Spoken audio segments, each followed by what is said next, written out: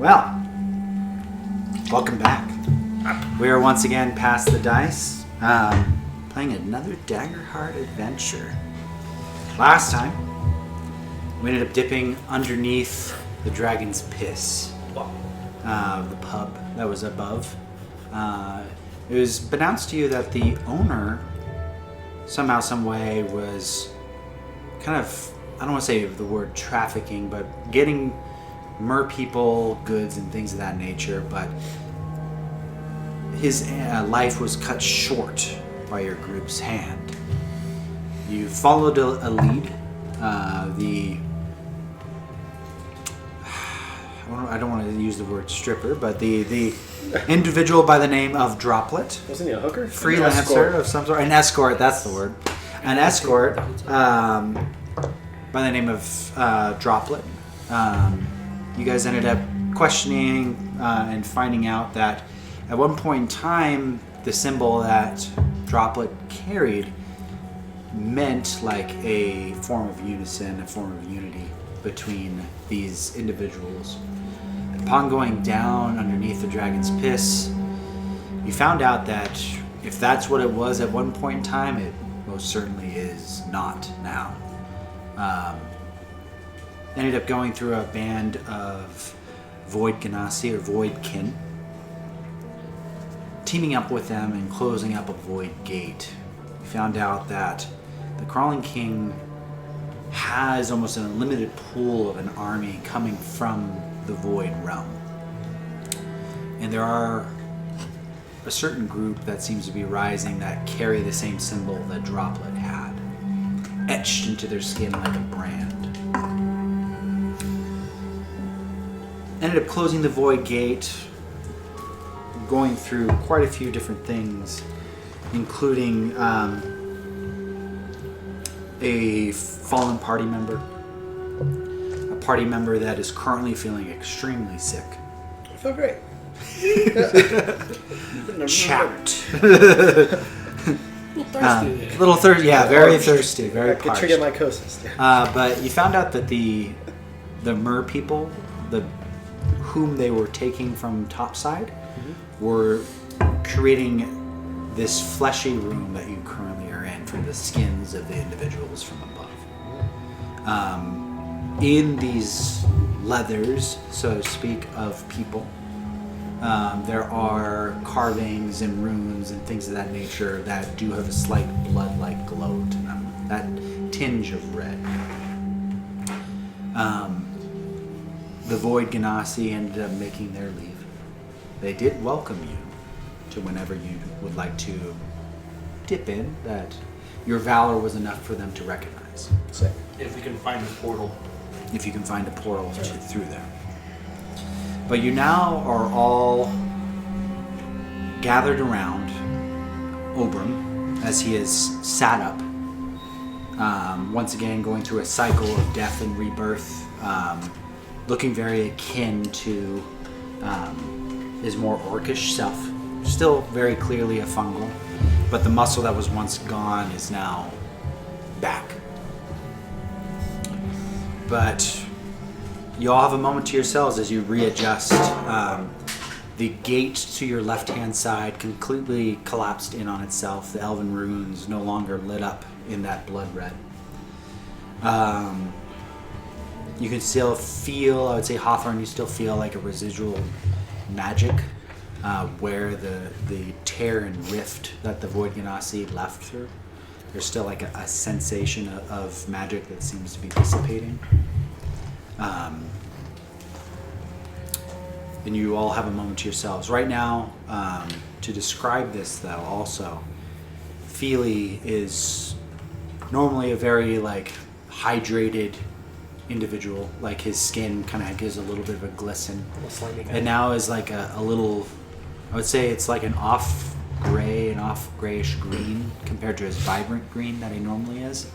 I would say that Feely, you don't know this, but Hawthorne picks up on it immediately. Your right eye is completely bloodshot and the iris is red. But you still have this feeling of itchiness, like your skin is very dry, I would say right now. It's very uncomfortable, and it feels rashy in a way. Look at me after I crash. You know, it takes after life, you know? Yeah. So I will say, you all have a moment to yourselves. You just got through a pretty tough battle. You do know that Zephyr ended up tracking where some of the Mer people were at. Right outside of this room, past the flesh, there's an actual pool of water that he was able to decipher where those Mer people were coming out of. It might be a den of some sort. You can see that he is kind of right at the entrance of this door where this void gate was torn, ever watching outside, kneeling down, listening for anything. It is about probably 3 o'clock in the afternoon, and it's feeling a little humid, and the smell of the flesh is noticeable, to say the least.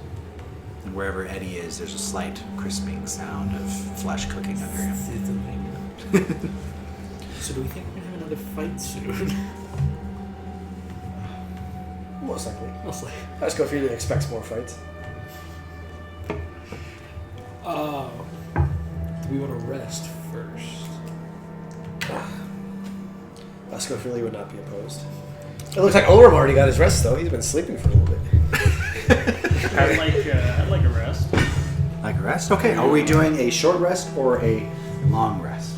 If we're doing a long rest, then I want to go grab my armor because I'm naked. So a long rest would allow you to be like a basically 8 hours. So it's 3 o'clock, 8, 9, 10, 11. Not quite a full day. So no matter what, it's You could go back upstairs, and if you guys want to spend the rest, you kind of know where this entrance is to this Mer cave. You can do shopping, like there's lots of opportunities you can do, or if you wanted to stay in here and migrate in, it's up to you. I mean, could we have Zephyr keep an eye on the hole? Well, You could definitely ask him. I mean, that way we could go pick up our equipment, get more prepared. yeah. Can we get her here? It's been like 2 days now, right? So it would be once today's day ended. When we went in there, it was nighttime. So we could fast forward if you want. Zephyr would be down in there for about 14-ish hours. The rest of the day and then sleeping. We can rotate. I can rotate with him. That way he can get. It's entirely up to you. If you guys want to spend more time, I just know that because we went at nighttime, so now if it's 3 p.m., that means that our gear is ready. no, I mean the day has not gone. So you went in the morning. No, we went and at you went nighttime. down to the Dragon's Because we Piss. went to. It was at nighttime that we went with the. No, you guys went to the club in the morning. It was the morning crew. It was I'm rolling with the I don't know. Yeah, Yeah. I'm just playing. it was morning crew. Oh, that was nighttime. Okay, never mind. Whatever. It's technically always night, so to speak, but it's entirely up to you. If you guys want to wait, or I mean, you all can leave. It's up to you. What you're feeling. We should for sure rest, even if it's a short one, just to get our shit up. Yeah. Now, Oram, and there's concern there because his armor broke during the fight, the cloth that he had. Fair, yeah. I say we go back up, spend half the night, Reset. reset, Long have Zephyr rest. watch the hole, and then one of us can go relieve I'll go Zephyr relieve Zephyr. afterwards. That way we can go pick up your equipment for you in the morning, Okay. and then we'll all meet up the next day. Vasco Feeley's thirsty. He might go sneak off. That's fair. Yeah. Well, I'll explain a little bit more into that. Yeah, because I only got one token. I'm about to waste it with his rest. So. Okay. So, the plan is, for the most part, midway through the night, someone's going to relieve Zephyr. And he kind of has stationed up.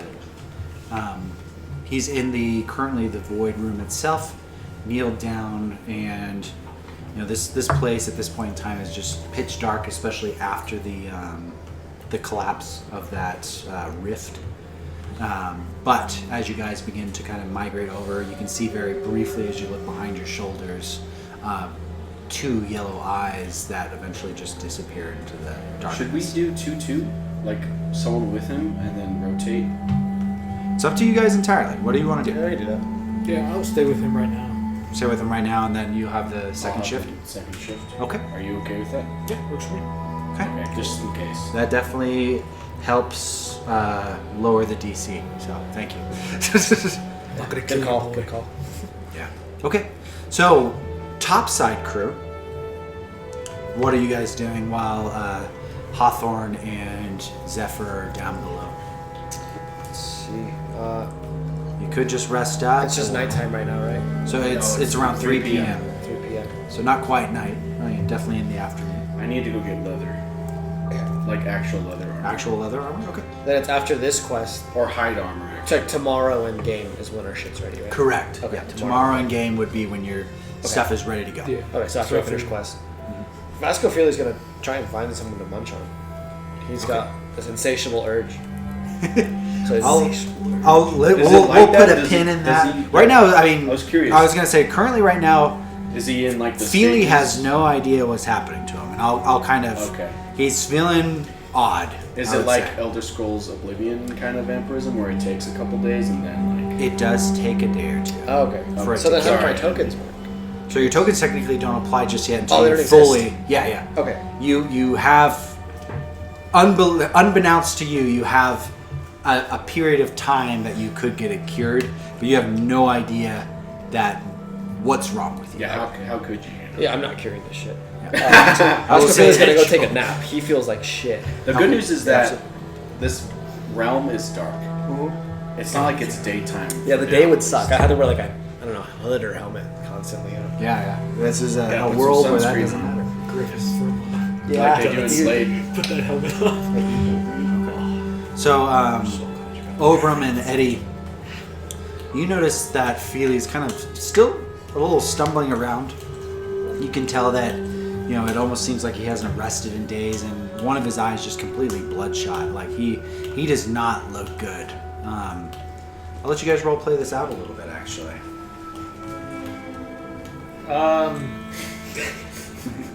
Feely, you feeling alright? Vasco Feely is always at his best. You look pale. Vasco Feely takes that as an insult. Your complexion is off. I do not know what this You're word white. means. Vasco Feely is superior. Vasco Feely.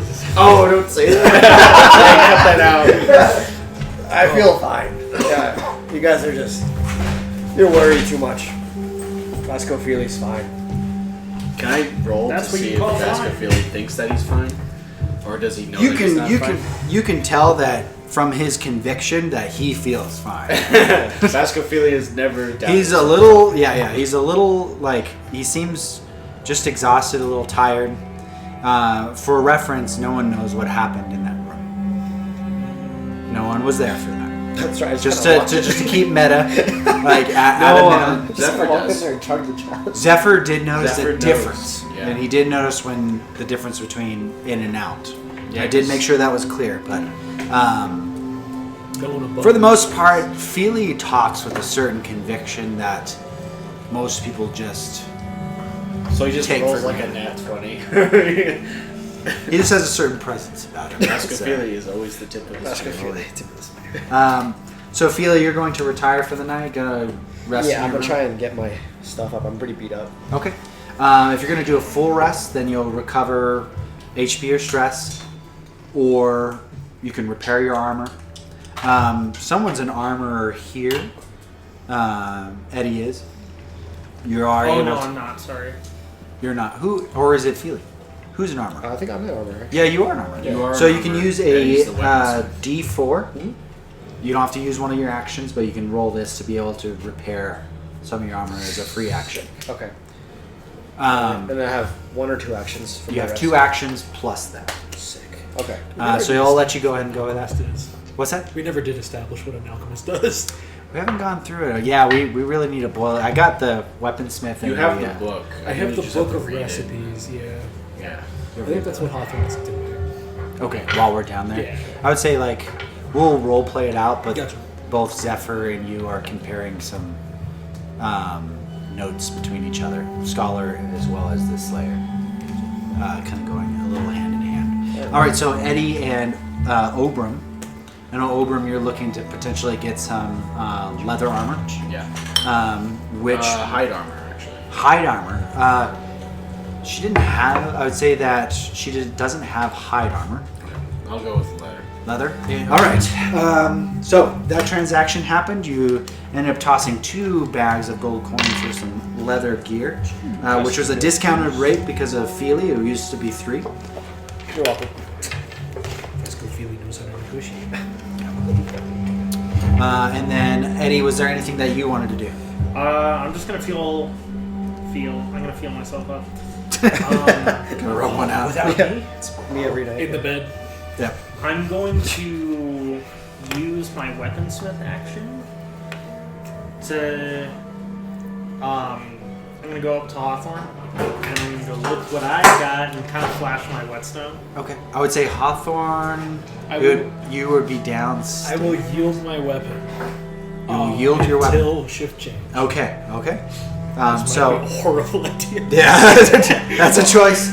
But you do have magical spells and I things got, of that my, I nature. got my left and right. Good night. Oh, so I just had Hawthorne's axe with me? You have Hawthorne's axe with you. Oh, there's a Is that- sword actually. Or Or Hawthorne's sword. Yep. Yep. I walk up to Hawthorne's sword and I sharpen it. Okay. It's actually better that Hawthorne's not here. I sharpen it. Go ahead and add a d4 to that. Temporary or permanent? Go ahead and roll now, Eddie, for a plus for your D4 weapon. Is that damage or attack? It's Oh. going to be damage. Yeah, add a d4 for that damage. Hold on. I And thought this it will was just dictate it right now. I thought it was a flat, like they can roll a d4. Who's making you doing that? How 2. would- 2. You're the one sharpening, so it's going to have +2 for the first attack. Badass. Alright, I hope I don't need it tonight. For the first attack? First attack. We need to expand these cards. Oh, once you get it up to higher, Yeah, you once can you level actually up. temper and things like No, that. I mean like we need to get to a point to where there's more info to tell me. Yes, yeah, I agree. How much does a battle axe cost? A battle axe? Yes. Oh, and I'm healing. Two-hander? my armor, too. Yes. Probably 1 bag. I'll take that. You'll take that? Yes. Okay. So that eliminates, I think you. Would you your like me to funds. grab the 2-handed battle axe real quick? Oh yeah, please if you could. Well, you're able to sharpen once per rest. Oh, so you no, did No, Hawthorne. not Stat sharpen. block. Find it. Like Oh. stat block. Like Bioform. Oh, yeah, stat block, yes, please. Since I already have the book open. Alright, cool. So I'm going to go ahead and remove. You have your dagger off I to still the have my side. dagger. Yep. but, yeah. Alright, while you're getting that information, I'm going to go ahead and go a little bit in depth here. Feely. As you lay in bed, you feel yourself beginning to like sweat a very cold sweat. You notice as you're tossing and turning throughout the night, you're getting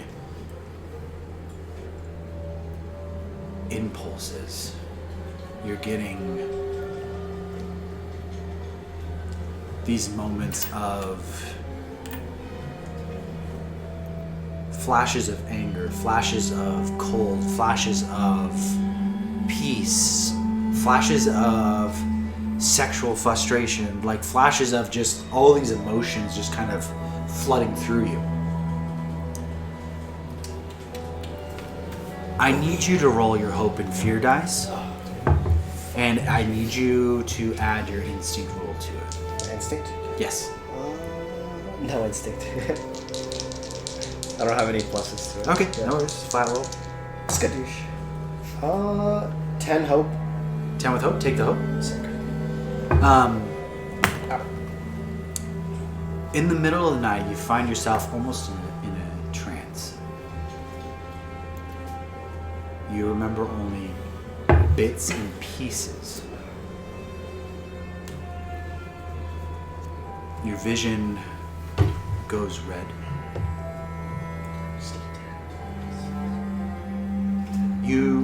It's as if it's a dream. You're floating above your body, as it seems as if something else is controlling you. You find yourself without your armor. And you instinctually know well, you don't have armor to begin with, but the leather armor that you're currently wearing, Yeah, the velvet shit. somehow it's off, even though it was clamped to you. You feel free. You feel fast. You're in the alleyway. Currently, right now, as you're floating above your body,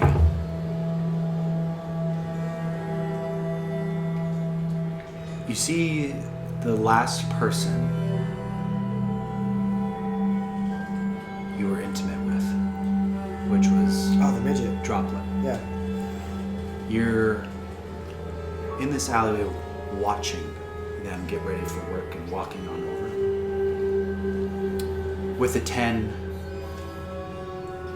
your instincts are sharp.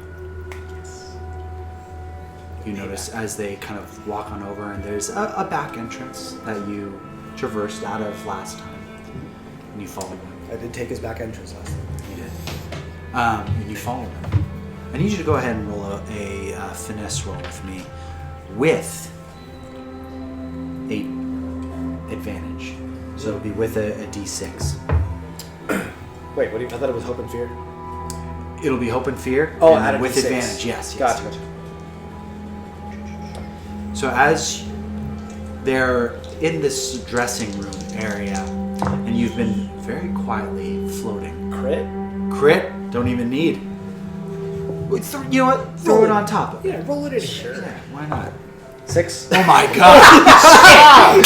What the fuck? Feely, you're on a different level as you He's are floating above your body, and it's almost like this swiftness that your body has is something that you've never experienced before, never seen before, and just kind of almost gracefully floating from shadow to shadow to shadow. Currently, right now, you're in the darkest portion of this changing room, and you are up in the corner where it is.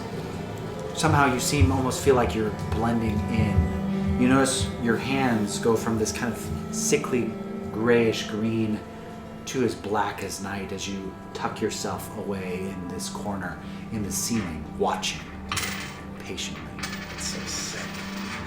They go out and perform. They get ready. There's chatter amongst the girls and the guys. And eventually, sometime in the middle of the night, you once again are patient. But there's something in the back of your throat that is craving, is needing, is wanting. Droplet kind of moves out and counting coin and tosses up the bag, claps it on, and tucks it under their shirt. And you notice that as they wander into the one room that you first met them, I need you to roll a destiny dice. Oh, where's my tooth? The fucking cursed dice. Dude. 1 through 9, you give in to your hunger. 10 through 20, you continue to wait. Dude, I want to eat this motherfucker. Or you can just do that if you want to. But I would say at this point in time, you're kind of out of your body. Yeah. This Well, I have is no just- control. You have no control at this point in time. I'll roll for it. Normally, I think it's more. yeah. I'm hoping I kill him. Give me a 1. Give me a 1. What is That's it? a 7. A 7. Yes, dude. So, Feely, as you have this out-of-body experience, So excited for this you all. feel yourself get drawn into your body. You're no longer floating above you. You're inside. You feel the heat of your own breath. Just kind of almost this sensation of drool beginning to clasp out of the side of your mouth. And you see as they are taking off their clothes and things of that nature with a 7.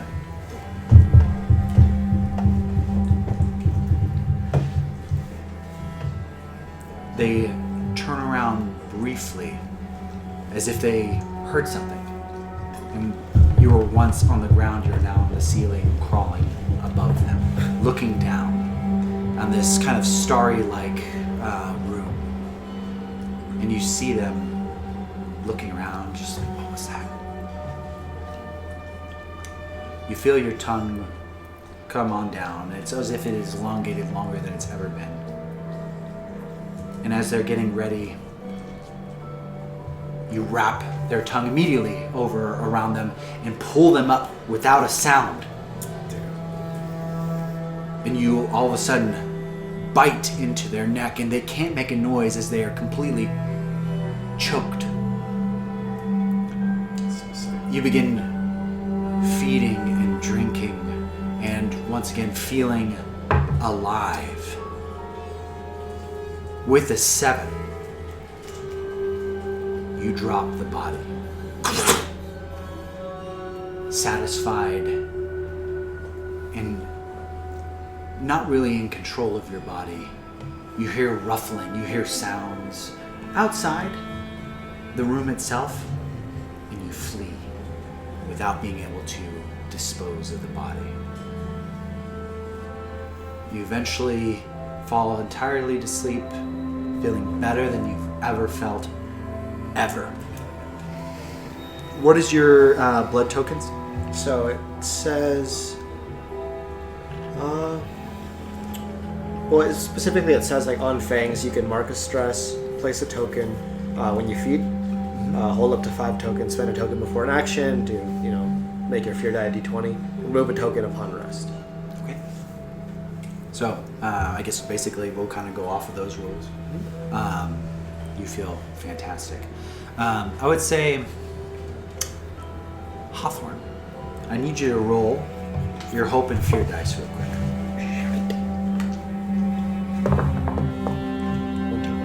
One token. Sorry. 14 with fear. 14 with fear.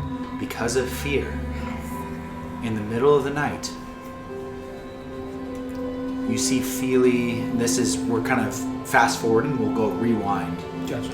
But I would say you do notice as you're changing shifts and returning to your room, which you are across the room from Feely, you notice that Feely enters his room in the middle of the night because of the fear. All right. So we're going to go ahead and rewind. Hawthorne, you and Zephyr have first watch. Zephyr and you are comparing notes, kind of going over some of the things, and Zephyr kind of shows to you a little bit of basically the some information on the merfolk. Just because you also weren't a part of you were studying at the scholar church, but essentially in town. He reveals to you during this time that magic seems to be for the tougher ones. There's kind of some larger mermen that he found prints of. Seems to be like a weakness, and that physical damage for these larger ones is halved. Just for reference for that, something that you weren't really a part of right Gotcha. now. So I'll open this up to a little role play. Zephyr kind of closes his book, and it's very, very, very dark at this point in time, and you can kind of see the outline of his face, but predominantly you do see like the gold in his eyes kind of blinking and flashing at you. Quick question. How's he looking HP wise? HP wise, he got decently hurt actually. I think he took a total of 3 HP, which is about half. But it is going to be a full rest. That is true. But it is in the middle of the night. True. We don't know what's going to happen next. I am going to heal him. Oh, okay, thank you. So I'm going to mark a stress. Actually, I have to roll for it first.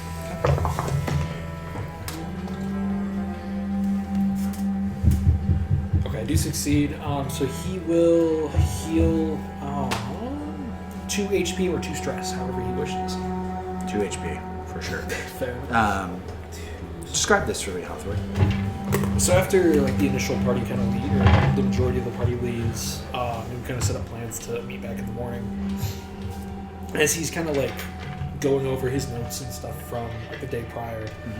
She's kind of like plucking at these invisible like bluish gold strands, and like as she's kind of doing that, like it seems like stitches are appearing on any wound he has on his body and slowly like closing it up over time. This is an interesting question for you because of this. Where on his body are you stitching up? Sack. Say like on his back. On his back? Yeah. Okay. When you begin to kind of like almost with this bluish thread stitch him up, you hear the grunts, so to speak, of him as it kind of begins, as you begin kind of sewing the wound, so to speak, and you notice on his back there is specifically on his left shoulder blade, you do notice like a particularly large, healed, but scar on his back, and you can hear him like you can see the sense of discomfort, but he's trying to stay as still as he can. Just like suddenly like saying, "Shut up," Yeah. like very politely, but as she's kind of like, "It's okay."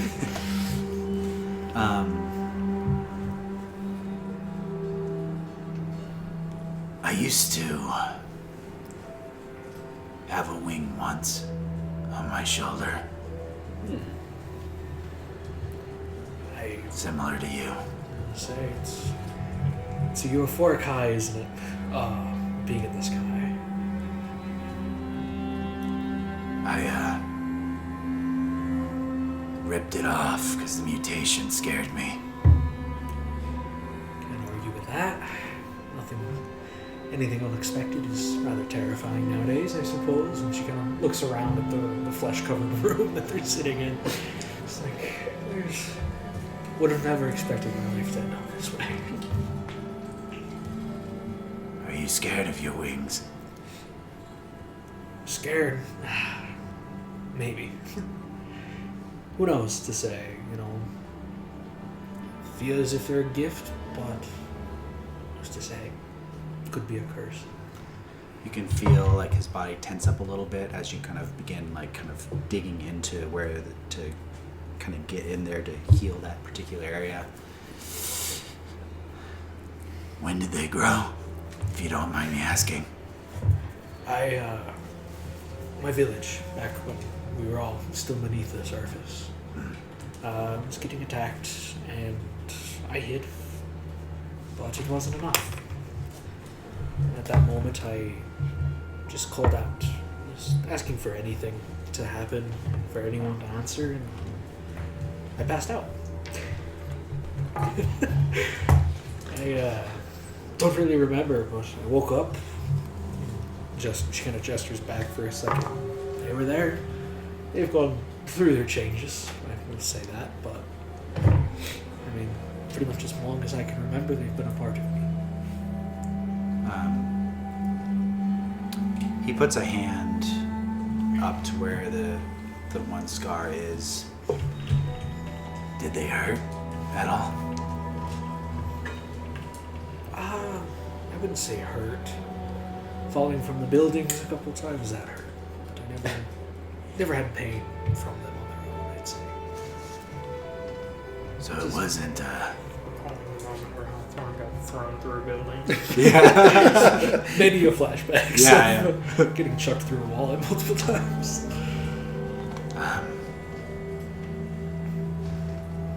So you have no memory of when it happened? It just, you woke up? And, you know, given my age now, I'd probably guess that I passed out from the pain initially. That's what I just woke up to. I couldn't imagine being conscious for it.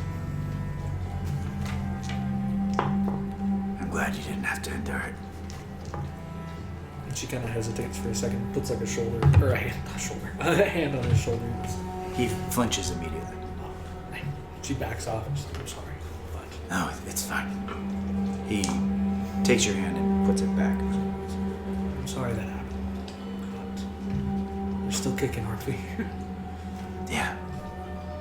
Yeah, we are. The night passes. You do see this moment with Feely. I would say, in your room, your blade is resting there, ready to go from Eddie. Seems sharp, very, very sharp. There's no note. No, no. No, just The only thing you notice, and the only reason why you know it's from Eddie, is because the handle is a little singed. She picks it up and she's kind of playing with it in her hand as she gets back. She's like, "It's good to see you." She's like set on it. And she kind of brushes off the handle and goes, "I'm going to teach that kid a lesson." And she sheathed it and puts it beside her bed. Fair enough. Oberam, you get called in underneath and you make your way underneath. Is anyone accompanying Ober? No. No? You're doing it solo. Just do it solo. Solo. I don't need anybody. Wow. I would say, Oberam, you make your way, you remember the pathway to there underneath the Dragon's Piss, and as you pass on by, you see that the rowdiness of the bars are kind of died down. You go underneath the cellar, close it up behind you, and Locking it. traverse down. You see these very clear waters to your right, but descend until, as it becomes darker and darker, light completely devoid of where you are, you begin feeling the sensation of flesh underneath your boots. Eventually you see from the darkness 2 yellow eyes just kind of light up, staring right at you. This way. And you migrate over into the room. You have a moment as well. I need you though, however. We're both going to go ahead and roll our hope and fear dice. Billy, he's supposed to be in bed. Zephyr Zephyr was staying throughout the whole night, I thought. No. That's why we had 2 people. Oh, okay. That's why I stayed. Never mind. In that case, Zephyr, when you went in, Zephyr came in to relieve. Yeah. Or you came, we swapped. Yeah, we swapped. Okay. So you're alone. Yeah. Okay. I'm okay with that. All right. DC is now up higher. Good. All right. I'm about to John Cena this shit. Oberam, as you migrate down, you kind of know the pathway, so to speak. You make your way into the place where you almost lost your life, and you're standing before the gate itself, and you're kind of touching the actual elven ruins themselves, even though it's completely collapsed. I need you. I'm gonna summon my fairy. Okay. So, what was your fairy's name again? I don't remember. I think it's Olivia. Okay. Yeah. We'll say yes. Yeah. What color was she? Red? She was red. Okay. So she appears. You hear the soft, almost twinkling of her presence. And, I've been training her. yeah, to scout and things of Right. that nature. With advantage because of having your fairy. Hey. I need, I'm going to say, Eddie, if you can roll a d6, I need you to go ahead and roll your hope and fear dice. And this will be an instinct roll. Instinct. Any number is good for advantage. 8. Now what is that? 11? No. 8 and 9. So that's 17? Or not? 17. 17 with fear? 17 with fear. 18. 18, because of your instinct. Eddie, what did the fairy roll? Dose. 18, 19, 20. 32. Okay. I would say because of fear, nonetheless, you still passed. So you begin hearing the sounds of the water being disturbed around the corner. All right. You're tucked away because of the room. And you're quietly listening and trying to stare out into the distance. And you notice that bubbling kind of begins to happen, and you can hear, not see. You begin hearing. I pull out my axe. Okay. You hear the sounds of them rustling, and there might be some like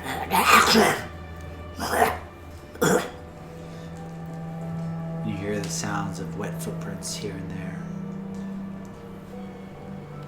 And because of the success, Great success. you hear the water splashing once again, or the sound of someone dipping into water specifically, and the movement specifically of water, and it dissipating. Where's the movements? The movement was actually where Eddie found the night prior, or the day prior to. I'm gonna go towards that. Okay. So you kind of go on across, and you notice that this particular area is similar to the ocean water or even the bell above you. You notice that it is as black as night, and you're in a completely dark area. So it just looks like you're staring into an abyss, looking in. The water seems undisturbed at this point in time. And they seem to have left. But it does also reaffirm your belief that this is definitely what Zephyr was pointing towards, that the Murden is there. Because of your success, the night goes on peacefully. This being said, the morning arises. You all have a full rest, so just make sure that you put in all those points. Feelly, you're feeling fan-fucking-tastic. I would say that you had a weird dream. Felt odd. You look down at your skin, and it is looking a lot better. It is kind of still an off green. It's not as vibrant as it once was, but you feel a lot better. Fuck yeah. And then of course you have that blood token. You all, I would say Oberum, you end up making your way up. And eventually you all are once again in the center of Siren's Bell. Now I know some of you had some commissions done. Oh shit, why did I spend money on it? You already paid for it. I know, but I spent 2 bags on the leather.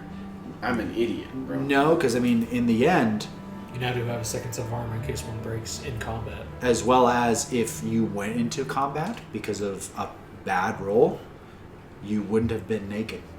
Gotten full max damage every single time. We're gonna get paid soon anyway. You know? Yeah, Money's true meant to that. make. Or you can use it as a trade-in Yeah, don't be a Jew. for something else. Don't be a Don't be a Jew. So I'm going to slightly expedite it. You ended up going back over to the Bugbear's workshop. You each get your commissions. So I would say, Oram, you were mixing chainmail with leather armor. Mm-hmm. So it essentially is the stats of chainmail without the -1 in finesse. Plus, I don't know what. Do you have your stats up, Eddie? By chance? What do you need to know? Superior chainmail. Superior. But I mean, it'll be predominantly leather. It won't degrade. So you can see basically the leather armor that is there. You can see that it's engraved with almost like a serpent intertwining on itself on the pauldrons. It's almost as if where the pauldrons end, a sheet of chainmail kind of goes down to like a half shirt, leaving flexibility and mobility, but still protecting your biceps. The chest piece ends right at the breast, and you notice that the chain kind of goes down into where actually the leather portion is, that it's tucked underneath your pants. What are the 11 and 24. 11 and 24?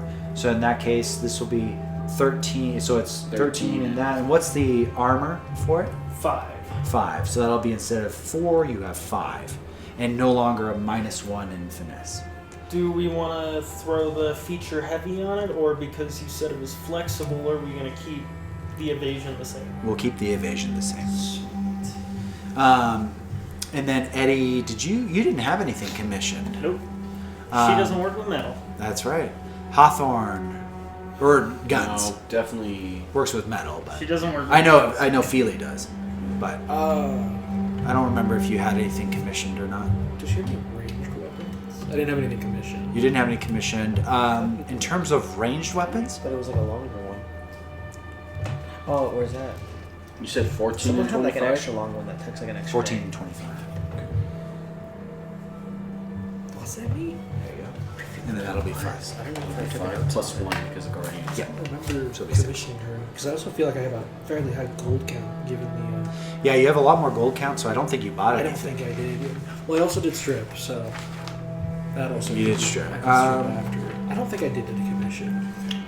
Yeah, I don't know. We'll have to review tape. Does she have any ranged equipment? I would say that she does have a crossbow. How much would she charge me for a crossbow? You know what? With the money that you guys have dropped here, I would say it would just be one. Let's say one bag. One bag, you say? I think that's a fair price. Good. Eddie, if you don't mind pulling up the One crossbow, and it's one-handed. It's not two-handed. So technically, you could dual wield. So if you now I want have a ranged weapon and my hollowed sword at the same time. And then Feely, you had a special commission for your father's armor to be basically reinforced. Do you have the stats on that? Do you still have that armor in? So my old armor Yeah. used to be 13 and 28 on the base. 13 and 28? Yeah, base. Base. It is now, so it would be +1 through your threshold, so it'll be 14, then you'll do +4, so it'll be 18. 18 on your Oh, base. minor? On the minor. Okay. And then the other one was 20 what? It used to be 28. 28? Yeah. So +4 on, or +4 to 20, I'm sorry, it'll be 34. 34. Okay. And then I add my. That'll be with stats. your +4. That'll be with your +4. Does that for add my your- +2 from my other thing? Or That's your I'm advantage. sorry. That's brutal. Where the fuck? Yeah, got it. Yeah. That's honestly why. Yeah, because 45. So add another 2 to that, right? Yep. Okay. Add another 2 to that. Sick. Just making sure. Yeah, absolutely. So it'll be, yeah, that'll be on top of that. Okay. And then naturally, I think that armor gave you a minus something in something. maybe Yeah, not. so it gave me -2 evasion, -1 agility. So it ends up removing the evasion slot entirely. So you'll have +2 evasion. Fuck. Because of, I mean, you dropped some serious cash on it. And it was kind of a ancestry armor. Yeah. But it is looking as if the stone statues that you saw in your family's home, it looks as if it is pristine, like the etchings and carvings in that stone material that they chiseled away. Like they took a lot of pride in that armor. Escafili's a tank, dude. There you go. God, I think we're all tanks at this point. Yeah. Wearing Feeling some pretty and strong. armor. It is glistening, it is shining. There's a sense of pride on it. Interestingly enough, when you look at its shine, it kind of hurts your eyes. Just a little bit. Your gaze itself seems to... It's interesting, as you've awoken this time, your eyes seem to be a little bit sensitive to certain things. I would say even in the morning when you took your blade off, that was almost like a piercing glow in your eyes, where normally it would just be a faint glow. Something's a little off you're noticing about yourself. Yes? Does this affect my dark vision then? Would I have like a longer dark vision? You do have a long dark vision. Yes. Okay. In fact, right now, I'd say, like, as you, because the place is like dark. There's torches, of course. It's eternal darkness, but things seem sharper. Things seem clearer. Details as people are walking by, even through the fog that is rising up from the actual bell itself. It seems a little bit like you're picking out you're noticing some things about yourself. Is there anything else that you wanted to do before descending? Just kill these bastards. Okay. Ask him Feeley. I want to say because he notices like the glistening of the armor fucking up with his eyes. Yeah. He's gonna try and find like just black paint. Okay. Just paint the armor blacken it Yeah. in some sort of way. Even if it takes away from the aesthetic prettiness. Yeah. Just blacken it so it's more useful to him. More useful to it. Okay. I'd say you'd be able to find that with ease. I would say, you know what? Actually, Hawthorne. I would like you to go ahead and roll a knowledge roll for me. Okay.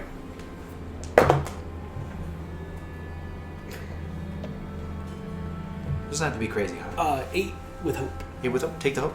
Hawthorne, you and Feely kind of talk a little bit. I'm just gonna this is an example of what we can do with herbalism, alchemy, and things of that nature. You know, from basically finding charcoal, water, and basically an adhesive, you're able to create a black paint for Feely and kind of doing a quick coating. So it doesn't cost you anything. Charcoals you can find anywhere. The place is lit up by fire.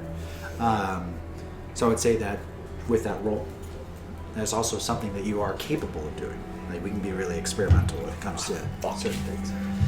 So the armor itself is darkened. Sick.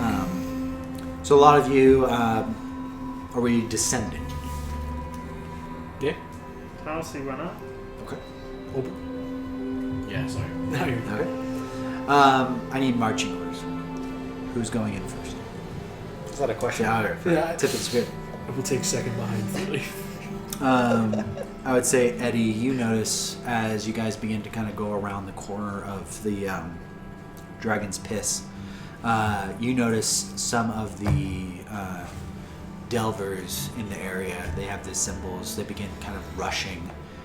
There's commotion with the town guard, and there seems to be something of a commotion heading towards the club that you were at the previous day. You said Delvers? Delvers particularly. I'm a Delver, right? You are a Delver, yes. You are a Delver. I'm gonna go over there real quick. I would say this is I would say Eddie is the one that noticed this. Oh, Eddie, I'm so sorry. Yeah, no, you're good. That's my fault. Eddie had noticed this as you guys begin to kind of descend down into this place. They better not be trying to steal my girl. That's what's going through his head. Yeah, that's he what's doesn't going know through. about the other thing. She unfortunately didn't visit you last night, What the? but Who's to say Eddie's why? still hopeful. Yeah, who's to say why? There may have been something that prevented said. My bad. Yeah. Cock block. I didn't mean to. Alright, I was hungry. You get head, and what do I get? I wanted taco. You get head and you kill? Yeah. We don't know that. I'm just saying. Vasco Feely gets what he wants. He's the tip of the spear. So you descend down. You see Feely. There's these blue flames that kind of light up as you begin traversing down and eventually go into a tunnel system. And eventually you come into the room where there was just kind of flesh etched together, kind of sewn together and things of that nature. You notice that Feely, I would say everything is looking really crisp in here. Actually, and oddly,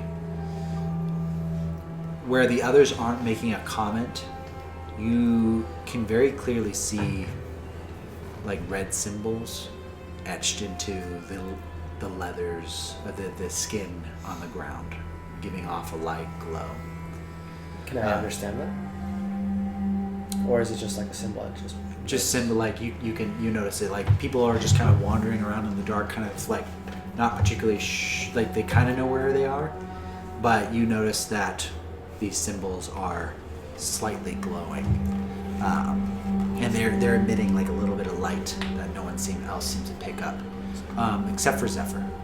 You do notice that he's examining, and you notice that his eyes are kind of looking at the different symbols for whatever reason.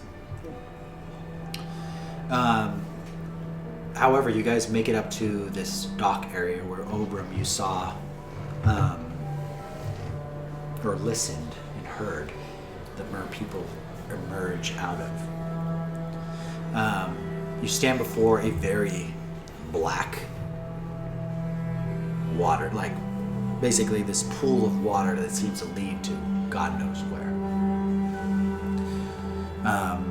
Zephyr speaks up, and he's kind of pacing back and forth. Well,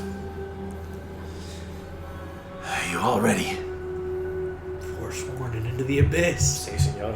Are you nervous of the water? I hate water. Yeah, you and me both, but can I stay up here? Why No. don't you both stay up? Hell no. If this is anything that we ran into 2 nights ago, I'd rather us all be here. Hawthorne turns to Eddie and goes, I know what you did to my sword. You owe me. Can I fire a gun underwater?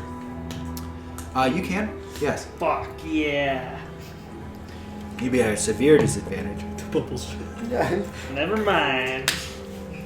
I would say that you can, absolutely. Well, and he kind of kneels down. All right. We'll have you in the Tip middle. of the spear. Yeah. Can I roll to do like a sick backflip into like an Olympic dive into the water? Can I roll? Yeah, roll for it. Finesse roll, please. Finesse. I'll take the back. I'll be able to see underwater. It's horrible. What'd you do? I will give him inspiration. No, it's fine. Three with fear. Let me flop. So feeling, you're kind of getting used to your own vision, I would say. Okay. Things feel a little different. In fact, when you jump, you go way higher than you used to. Can we notice that? I would say you're not entirely sure about how high Feely can jump. I would say that Feely absolutely knows that he was going to go for like a full jump. And when you do, you jump at least 4 feet higher than what you're used to. And when you try to like finesse it into it, there's just a big splatter. Okay. And Zephyr stands above and, well, there goes the element of surprise. Let's go, go. Hawthorne is also going to fly up and then dive into the water. Dive into the water. Roll for that. Yeah, why not? And he kind of like goes like he touches the water with his toe and he's considering, and I just imagine Oberum just going. Hawthorne actually flies up, bumps it. That's a 10 with fear. 10 with fear. Hawthorne, as you try and almost try and do what Feely did, you notice that Eddie's like putting his toe in the water, and you hear the weird singe sound, and you kind of float on up, and then Eddie turns around and it almost is like, I kind of don't want to be doing this. Wait, guys, I'm just getting second This doesn't thoughts. really feel good. And as you take flight, it's up to you, Oberum, if you wanted to push him in, or Zephyr was definitely going to. I'm going to pick him up and then throw him in. Okay. When you chuck him in, Hawthorne, you're about ready to get right in. You get hit by Eddie, and you splash right into the ground, the two of you. And then Oberum, I just walk in. you just kind of walk in, directly in. And Question to you, though. You have electric wings? Kinda, yeah. Are you able to emit electricity? Ooh. Out of Can curiosity. I call forth the thunder? I'm just curious. Sorry. yeah, I would say that. Sponsored by Thor. So- that might be bad for all of us, but I was just curious. There is a light glow, I would say, with Hawthorne's wings. Yeah. As she kind of pushes herself forward. And Hawthorne, it's interesting, you were never particularly I would say a natural swimmer, but you find yourself with the lightness of your wings, how they are, and this kind of lightning web that goes in between each. It's propelling you forward in a different way. So you're kind of, I would say, keeping up with You're the aerodynamic. I'm torpedo. Yeah. Hawthorne. All right, so underneath, as you get into the water, and your vision goes entirely black. Eddie, you are a very dim flame, but there is flame around you. Okay. I'd say Feely, zero problem. Like you're traversing through, and you are definitely the person to be able to like follow. To be the. I need. This is going to be a group roll. I need everyone to roll their hope and fear. Now, hope and fear don't matter. It's just the total number. And let's see if we have a success. Oh, did I put it back? All right. Okay, I had a 9. 16. 16. Success. Great success. 12. 12. No success. No, I got 11. 11. No success. Eddie. There it is. I was missing a little bit.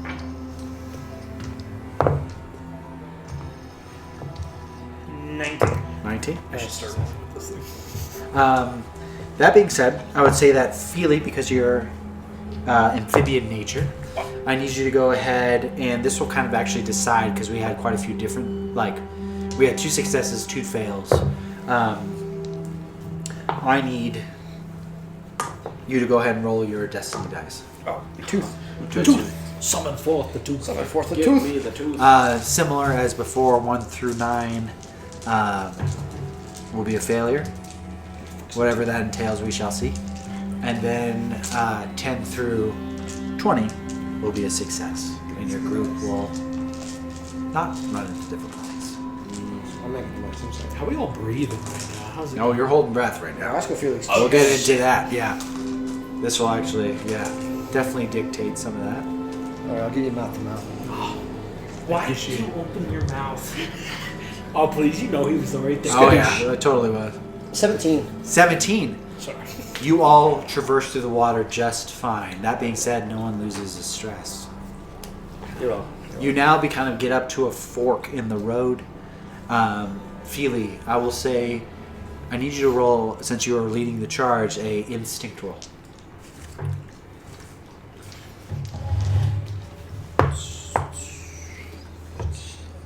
11. Fear. Fear. Okay. Oh man, Don't like those that fear number. counters are counting up. I would say with that, you do know the pathway on the right feels warm. The pathway on the left feels cold. Which pathway are you leading your team? Say right now, no one is able to talk with one another, being underwater. I'm gonna go cold. We're looking for undead. Undead are cold. We're looking for fish people. Fish are cold. I'm gonna go cold. Go cold. Okay. So you end up heading that way. I need you all to go ahead and roll once again. And Feely, you'll be able to roll the advantage. This is whether or not we take another stress. Wait, did we all take a stress? No, you guys succeeded. Okay. This will dictate whether you do or not. Cool. Because All it right. didn't matter, but I wanted to make sure I still had grit. I'm going to start from the left. Ober, what'd you get? 16. 16. A success. Great Eddie? success. Copy that. 16. Success. 17. Success. 14. Success. Yes! Boom. Yeah! Perfect streak. Yep. Good shit. You guys do not take any stress. You're holding your breath pretty well. You're keeping on pace.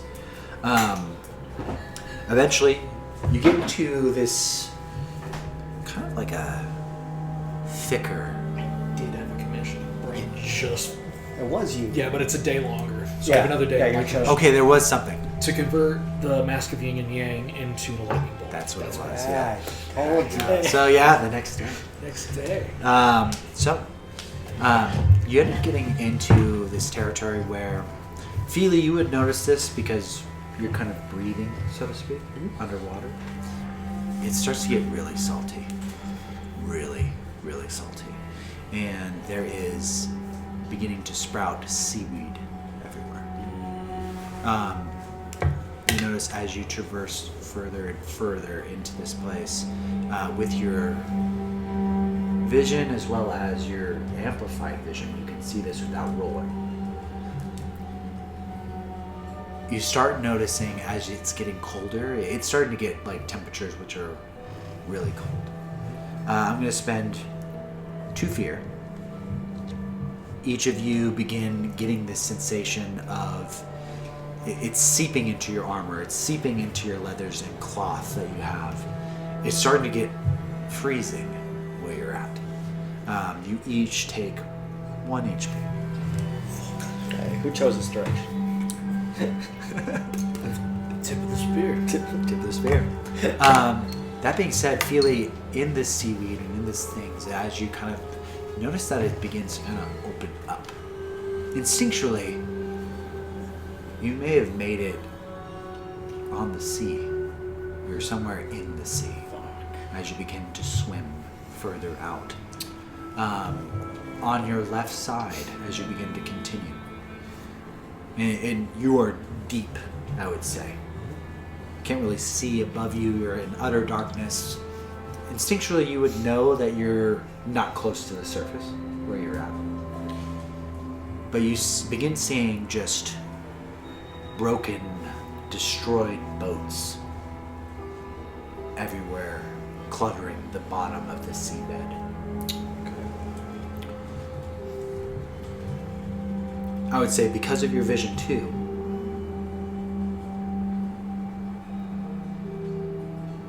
you notice the boats. You notice elven ruins. You notice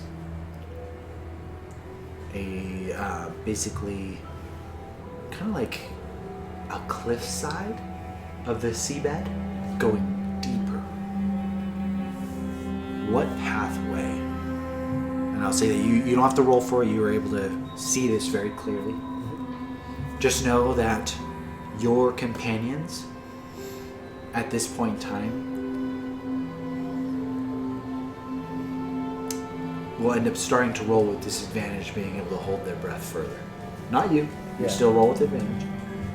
But your companions, you notice that some of them are beginning to slow down just slightly. And I would say you understand the human anatomy or the anatomy of most. Which pathway are you going to choose? Elven ruins, broken boats, or a deeper chasm. Correct. Let's go to the ruins. The ruins, elven ruins. Okay. So you begin to kind of traverse through these elven ruins. You're noticing just broken, ancient structures, very similar to what you and Oberam saw in the center of the bell itself. Going underneath, you see these giant structures just collapse in on itself. You notice, I would say, not even having to roll. You notice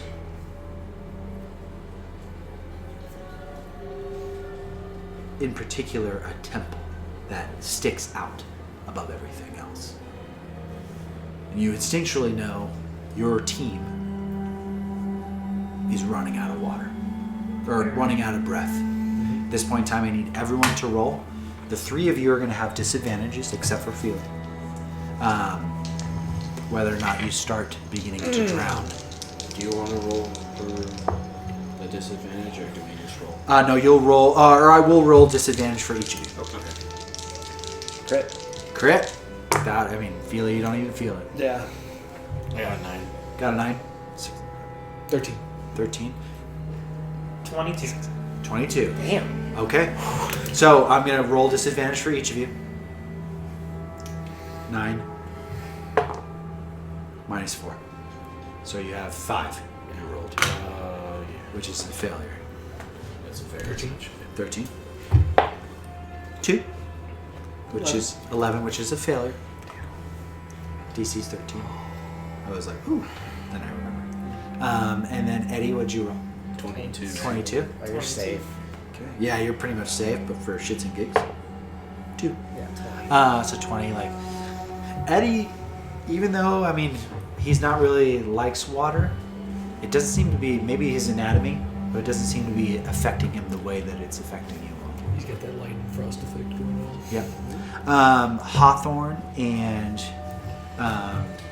Ober, as you begin to drown, your vision begins to kind of dampen. I would say with Eddie and Feely, you notice and Feely, I would say you've been very aware of this, how your group is going. You end up helping them and begin to kind of dash forward. This is going to enact. You have 2 chances to make it to the temple. Oh, we're doing The I would say the only people that are able to think of these things who are not drowning is going to be Feely and Eddie. How are you getting Hawthorne and Ober to this cathedral-like temple that is underwater in these elven ruins? How are we getting them there? How are you getting them there? And how will you roll to get in? Let's role play. Yeah. I'm gonna. I have 50 feet of rope. I'm gonna do a tether from myself to drowning, Okay. so I can always just like at least tow him. Okay. I kind of like. I look over and I nudge at Edward. Eddie. Yeah, to try and help me like pretty much tow. Just have 2 people swimming and pull like the rope at the same time. Okay. And just kind of like motion towards you to help me tow. I need- How's Zephyr doing? Zephyr's okay. Can you help us too? I would say that he will be able to give you advantage during this. Cool. All right, so I need the 2 of you to go ahead and roll a finesse roll, getting this wrapped up underwater. You notice that Hawthorne begins to let go of her flutter air. a bit more. Crit. Crit. Dude, I'm rolling great. What the At least fuck? someone is. So that's 1 success. Eddie? What kind of roll? Or just any? A finesse roll. You're trying to wrap this around them. 19. 19 with ease. Eddie, you kind of. This feels interesting to you as you are almost adapting. Are you a water kid? You end up wrapping the rope around them. I don't even have to roll. You both succeeded. That I'm is just in bondage. 1 of 2. Hey. And you begin to kind of really I see. press forward. As the 2 of you are dashing forward, and you notice that Zephyr has 1 arm around Ober, 1 arm around Hawthorne, and he's kicking as the 2 of you have this roped around you, and it's almost like a V as you're beginning to kind of dash forward. That is 1 success. You thought of it. Eddie, how are you bringing it home? You're getting closer and closer. It's getting colder and colder. You notice that there is a crack just barely in the front doors. How are you bringing it home? There's just barely a crack in it. I'm going to take out the sniper rifle, Oh shit. and I'm going to kind of place the barrel right against the crack to see if I can cause the vibration of the gun and the stone and even the water around it to cause it to open up a bit. Okay. And I'm going to fire. Okay. I need you to go ahead and roll to hit. Don't make me roll I down. would say that you're still a distance away. However, It is a sharpshooter. Yeah. And he's like, I don't Blast know. those hinges. Oh, wait, 16. This guy's doing math. 16 Yeah. with hope or fear. Hope. Hope. Take the hope. I'm trying. Okay. So Eddie, as you begin you have the rope around your waist and you're dashing forward, you get this idea. You take out that sniper rifle and you're swimming and you kind of aim with one hand and kind of brace it against your shoulder. And you're like, this is the in general shot. And you notice immediately, Feely, just because you're able to see it and you're keeping up with him, you notice this immediate ripple that bursts out, and you see this wave that kind of bubbles and ripples as it begins to pierce through, and almost dead on target hits one of the doors itself, and you notice it just kind of part of it break where the hinge is, and there seems to be enough space that you can even stuff Oram through. Big boy. Just because of the crack and then where it collapsed in on itself. Good shot, dude. Very good shot. The DC was 15 Damn. from the distance. Dude, I love having a +3. Yeah. That is nuts. I would say that immediately when you all trample in. You go onto the inside and you immediately hit the ground and there is no water around you. You notice as you kind of, I would say, Eddie, as you hit the ground, you like immediately kind of emit back up and you look behind you and you see some of the sea life just kind of right past the door itself, and you're looking around as the water is kind of dripping off your face, and you are once again in the temple. A temple. Hawthorne throws up after drowning. Oh, yeah. Just dumps the seawater out of her. I'm going to go ahead and roll a d4 for those that have drowned, depending on how much HP that you lost. This was a success, so it will be half. Okay. Because we were able to success. Now, bear in mind, if I roll a 1, it'll still be a 1 HP. But if I roll a 2, it'll end up being 1 HP as well. Due to the drowning. What about a 3? We round down. You just round down by 1? Yep, I'll flip a coin around. There we go. Here we go. God damn. A 4, so that'll be 2 HP.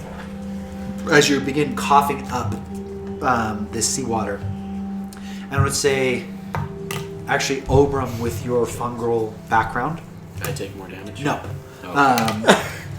I'm always expecting the worst You're such now. a pessimist. I should have. I'm like, well, this is my life. I'll say that you notice immediately that the water is highly toxic. It seems to be like you're able to kind of digest it immediately, and you cough up this black kind of like seawater that hits the ground. And you notice to your right, you see Hawthorne just hurling on all fours, just this black, like gunk, essentially. But you notice immediately, just based on your anatomy, what that was. Let me paint this for you as you enter. Yes. Before you go. Would you consider in the future drowning a condition? I would consider in the future drowning. Yeah, I would say it's a condition. Okay, perfect. I would say that would be a condition. You're immediately greeted with, it seems like this particular place, you notice everywhere, like there's stained glass everywhere. Once again, there's a theme that you seem to be picking up on. You notice in the stained glass this picture of this serpentine-like dragon, blue scales everywhere, wrapping itself around a cross, and it seems to be with its mouth open, gushing water in the stained glass. You notice that very specifically looks like almost Waterkin, like worshipping whatever this dragon is. Hands raised up, tropical beaches surrounding them as they lean up and are almost in awe of this dragon. You notice that it tells a tale of a cycle of death and rebirth underwater. The cycle of a giant, what looks like, you wouldn't exactly know what this is, but essentially like a whale kind of splashing in and eventually hitting the water. And when it hits the water, it goes into a skeletal form. You see basically smaller fish eat around the actual, the skeleton itself, and then swim through and then getting devoured by something larger. This interesting cycle as this giant dragon, almost like a fountain, protecting it. Hawthorne, with your scholar background, I want you to go ahead and roll a knowledge check with advantage.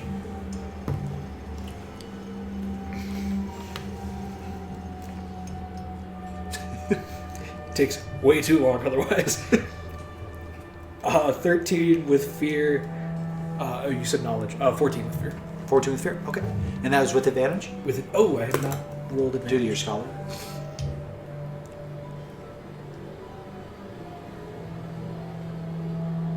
20. 20. Okay. I would say I'm going to give you little bits, and then I want you to go ahead and weave it together. Okay. Now, you know, based on some of your books, that dragon is Leviathan, the guardian of the water plane of existence, the ethereal plane of existence. You do know that those are Waterkin.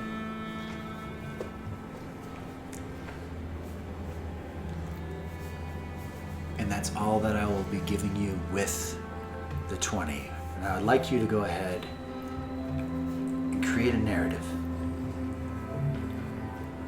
Okay, just to make sure I have all the plot points correct. Yeah, you're good. So we have Leviathan, who is the protector of the ethereal plane Ethereal plane of water. of water. And then we have all of the Waterkin worshipping it. Correct. Alright, fuck, I gotta lock it. So Hawthorne kind of pulls out her journal that she received and is kind of like kind of flipping through and kind of almost like cross-referencing these like pictures to what like rough depictions would be that she's kind of received, and she kind of points out, she points to the serpentine figure, or the serpentine dragon. Yeah. She kind of points out, she's like, I see. This is the tale of the Leviathan, the one who, I would say, birth. And she kind of gestures around, kind of like looking at the rest of the party as she is vaguely putting this together. But she kind of like, she kind of gestures to a couple of the different stained glass, and she goes, this is the day that the Waterkin were born. And she kind of, you can kind of see in like a couple of the painting or the stained glass windows, like almost like, not like egg shapes, but like slight little like droplets almost falling from what is the plane of water into the material world, and emerging from those as like underneath Leviathan's protection is the actual like little Waterkin, like how they look as a child. She kind of like goes through and she is like taking notes as she goes. And she goes, so it started, and she's kind of like talking to herself. And she's like jotting down like the shapes of the eggs and stuff like that, and like roughly sketching it out in her notebooks. Absolutely. Excellent. Yeah, go ahead and give a sketch for me when you're ready. This being said, I would say, as Ober, as you have gotten up and you were closest to where Eddie was, you know something particular about Eddie that you didn't quite notice in his normal anatomy. Oram, you notice right where underneath, like where his neck is, there were slits that immediately cauterized over. So it looked like as if he had gills for just a moment. And you notice it healing over entirely and just back to fire. Oh! I saw slits on your neck. Are you suicidal? Do we need to call the doctor when we get home? What the fuck Look. is everybody talking about? Look, Hawthorne. Looks and doesn't see anything. Doesn't see anything. Eddie, I want you to roll a knowledge check for me. No, check. I'm telling Telling mom. mom on you. Ah, shit. That's 12 with fear. 12 with fear? I would say that as you like go up to reach, you look down at your hands, and for a second, they almost looked webbed. What the fuck is going on? You're a water boy. I'm just saying that. But he's on fire.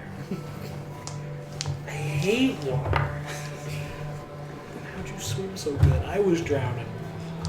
I have no idea how Sean didn't go, and Eddie sank like a rock. 'Cause apparently my skin is like on a meteorite or something. Just like becomes. It's lighter underwater, to be fair. Maybe you were like the airbender.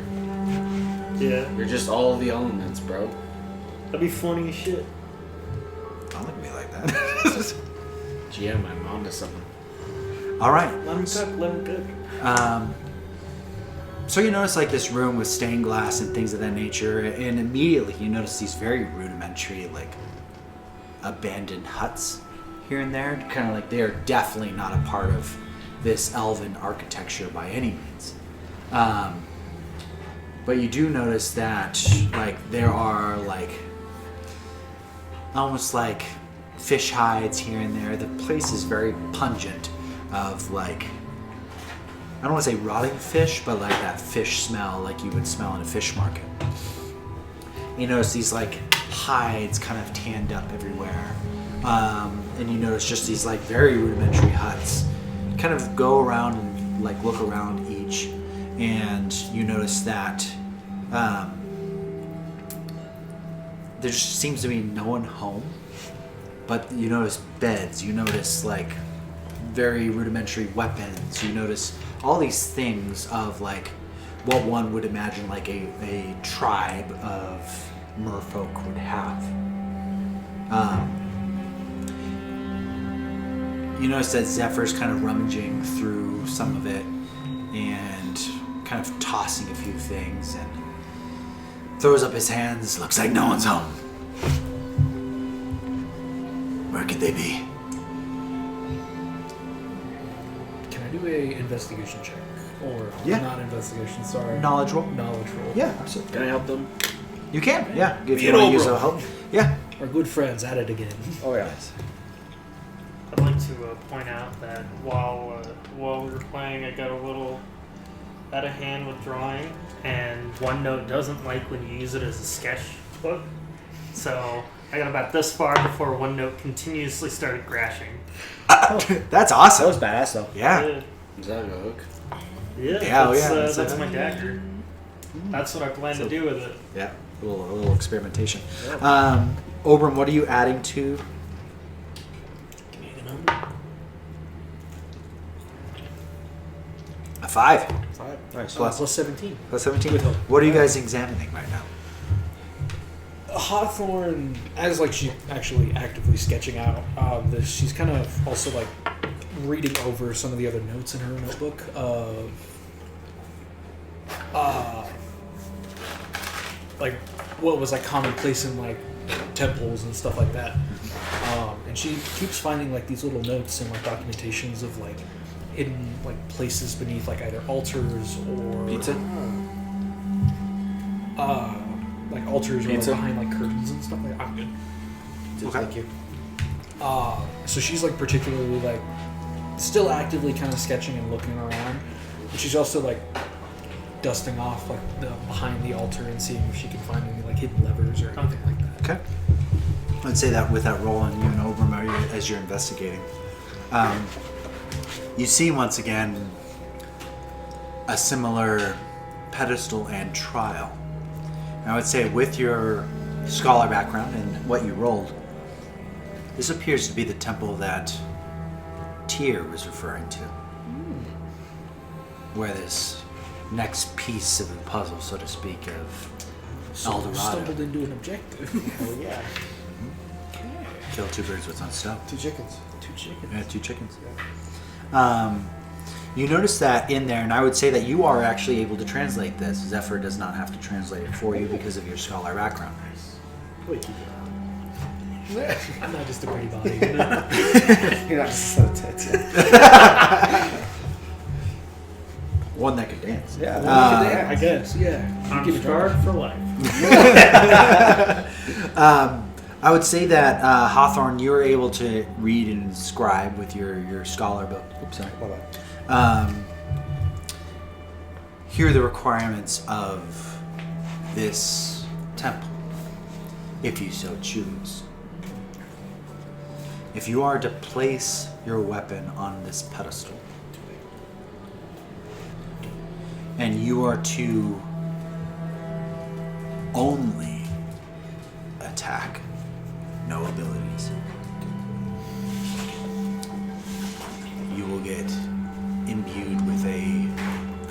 powerful weapon. That would also mean healing and things of that nature for Hawthorne. I was gonna say. You can only attack, you can't use any of your abilities. And you will be rewarded with... I would say, Ober, you take out your dagger and you're kind of reminiscing at this moment with the crystal weapon.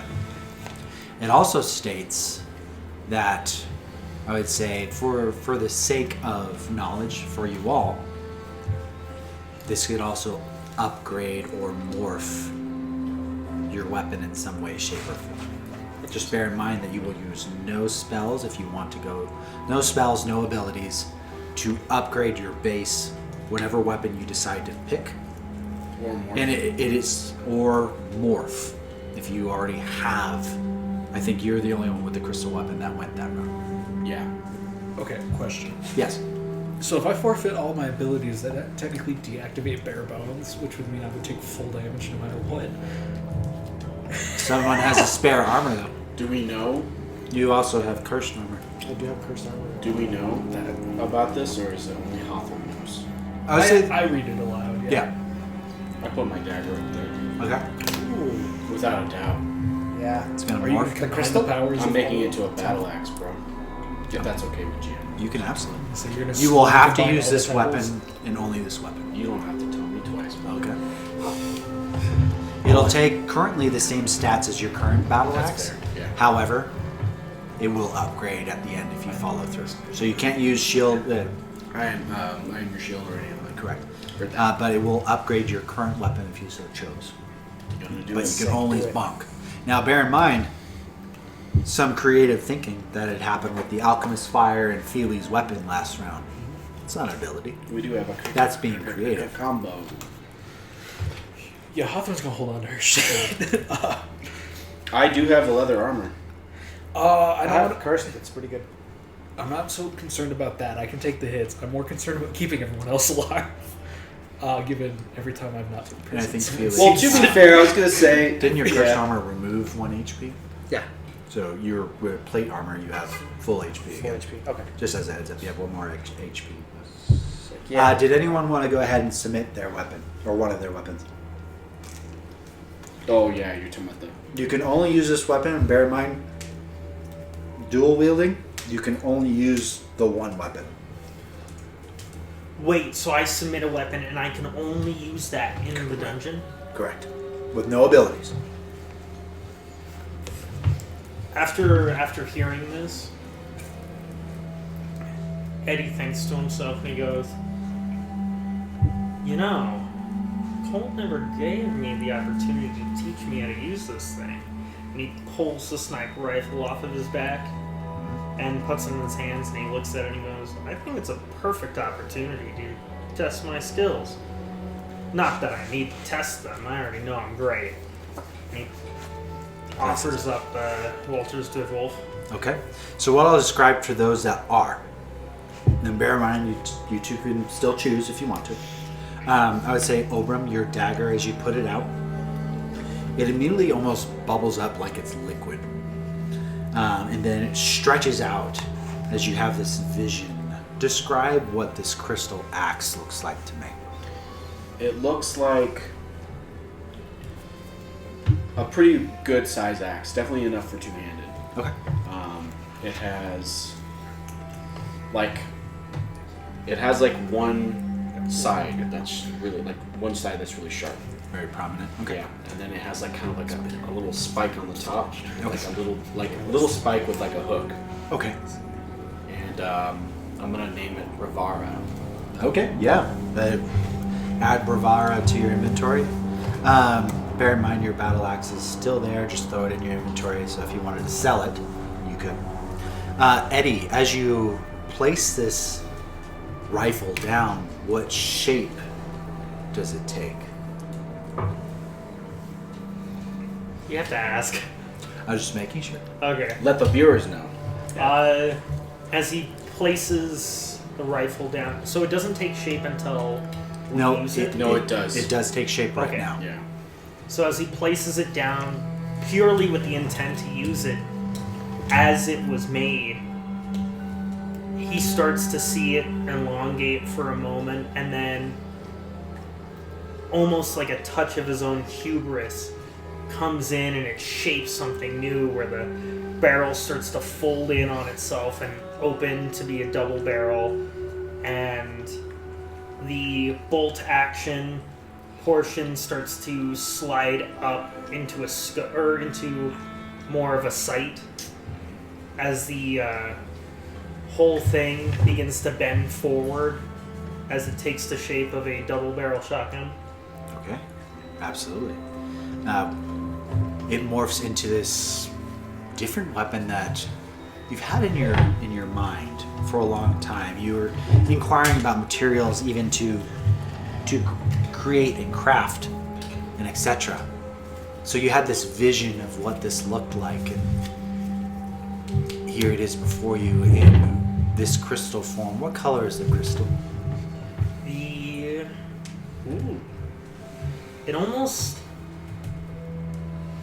It starts to flare up, a shade of red on the bottom signifying his own flame, and towards the top it takes on the blue that he takes up, similar to the cobalt of the original weapon, but it starts to flare up almost as if he was burning up, or even Jake's natural blue, his fairy. Absolutely. And your color is still red, maybe with Blood a little red. Blood red. Blood red. Deep red. Okay. So both of these items, just as a heads up, do affect with your proficiency. It is customized to you, and it is morphed in your mind's eye. And what you see before you is what you envisioned up here. Hawthorne or Feeley, keeping as is. Okay, absolutely. Yeah, I think I've Dare got good not shit already. touch Yeah. Ramses. And you can't use abilities, right? You can't use abilities. You just be swinging that thing like you're just gonna be whacking. That's what he does anyway. Yeah, but there's like, But he doesn't. yeah, I have a lot of abilities that keep me alive. I'll just keep my sword. Okay, And chill. absolutely. Especially if you guys are already taking a disadvantage. That's right. Yeah. So the two of you will just be able to act. I would say the only difference between yours, Eddie, is that it is now within close range instead of very far. Just because of the manipulation. I would say that yours is within close range, it being two-handed, so it's beyond melee range. Nice. Just as a heads up. Okay. Pretty cool. So you notice these things bubble and kind of create what was in your mind's eye. I am now going to go ahead and spend 5 fear. Does what's fucking Zephyr leave his weapon? Yeah. He does not. He does not. You notice that as he's kind of like curious about the two weapons that have bubbled up over like Oberum and Eddie, he kind of examines them, and Or the I would say Hawthorne purely because you were interested. You notice that he grabs a hold tightly the obsidian-looking sword. Like, it's almost as if you can hear the leather of the hilt in the leather of his glove. That sound, like, grip a hold briefly. So I've spent 5 fear.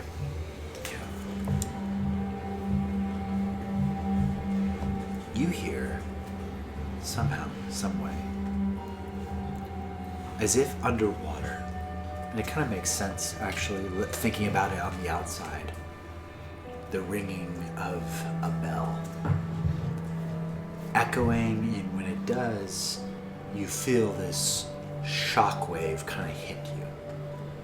And immediately, 3 rings. Gung, gung, gung. When this happens, I would say, Feely, you notice it. You begin seeing the trickling of water water kind of coming out of the front door, like a slight stream, and I would almost say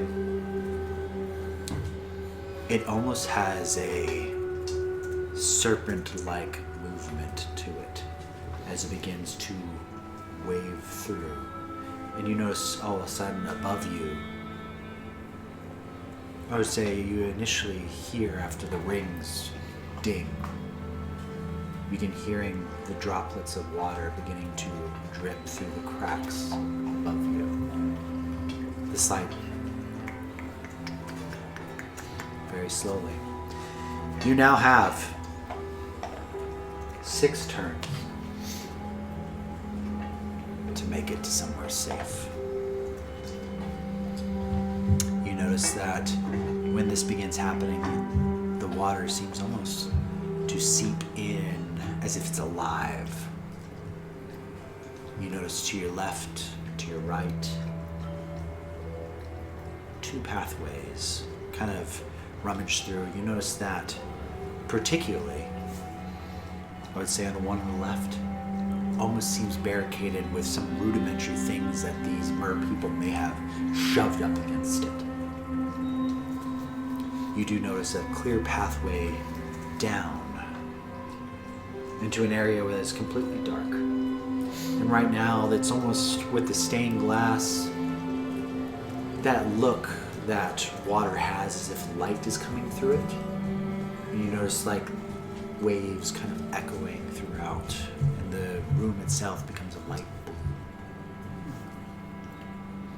Where are you all going? And this will count as your first step. We just decide as a group, or Decide as a group. What's the other side? So you have this barricaded area. You do know that there's a way down. Yeah. You could look around. Whatever action you decide to choose will take up one of these. I mean, water flows down. If I do say so. But this place is like got some magical shit going on. Yeah, that water is like A weak. little conscious, yeah. are we gonna do a vote? Should we do a vote? Yes. Pick up a coin. You just play the I track know and what we I go want. down. I'm just curious. If you want this, we go. Pick a coin. push Speak them all out what to you're the center. thinking, because Yeah. it doesn't mean like A or B. There's Barricading A, means B, C, D, E, F, G. barricading means that there obviously something went that way. What's the barricade look like? Yeah, is it barricaded from like our side, or did they? You can't see the other side, so I would say that it was definitely from your side. Seems like it just they were blocking rummaged something. whatever they could find, and it seems like it's just shoved up against it. So my theory is go the opposite direction. I agree. Yeah, go down. But with you. I don't know. It's up to you guys. I'm with you to look around. Yeah. Hey, is the barricade up or down? You don't It's know. like It's a- behind a sealed door. Oh. So I feel I'm- like going down. Okay. I have no problem going past the barricade. So you want to do the barricade? I do. Okay. I want to do the down path personally. Wasn't down through the barricade. No, No. it's two. So barricade those are is two off to the paths. side, and then down is down to a dark path. Yeah. Okay, I'm with you. Are you sure? Yeah. I think the barricade. Probably the reason the barricaded it. There's a reason why there's a barricade, Yeah. in my opinion, but I'm I with don't you. know. Yeah, let's look down first. I think. You can also look down. It would be one action, but I think we should, if we're gonna pick, let's go. Send it, because we had to go. Yeah, we have Because last time we've had a couple of close calls where it's like, the time Yeah. runs out. I agree. It's a good call. okay. All right. Yeah, So all in let's- vote. Okay.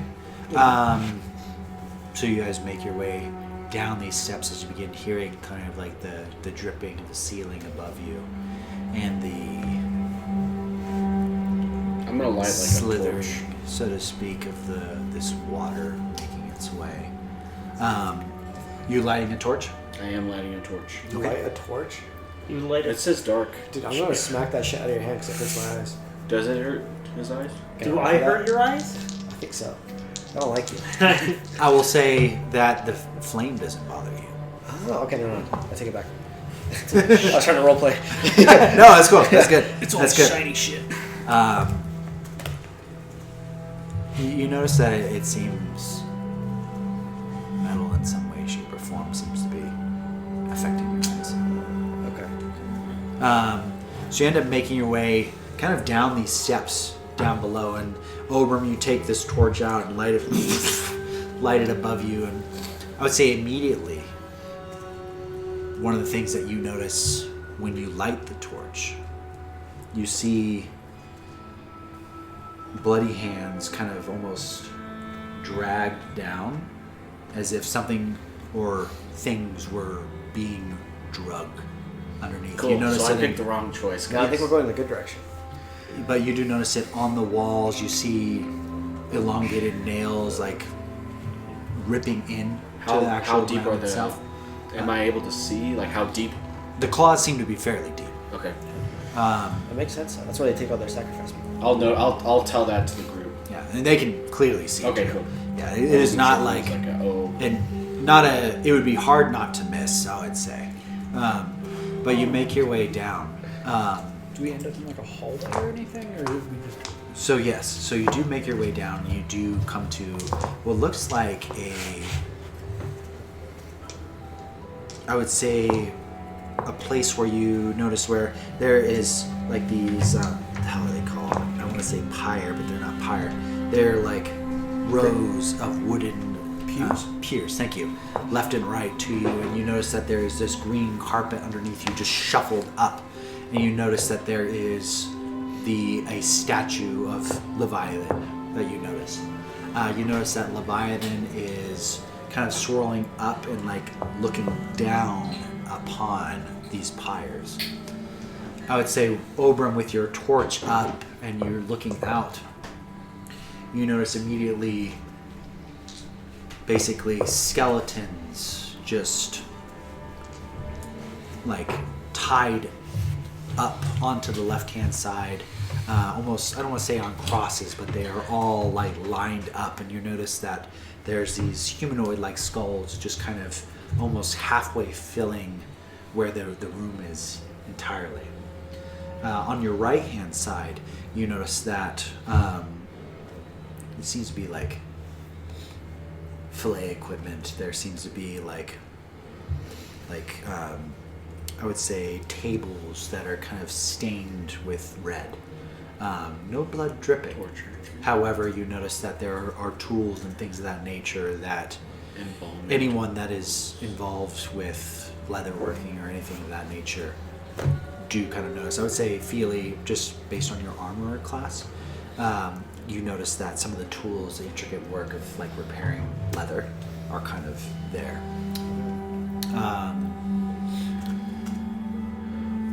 Interestingly enough, and this won't count as an action, I would say as Ober, you hold your torch up,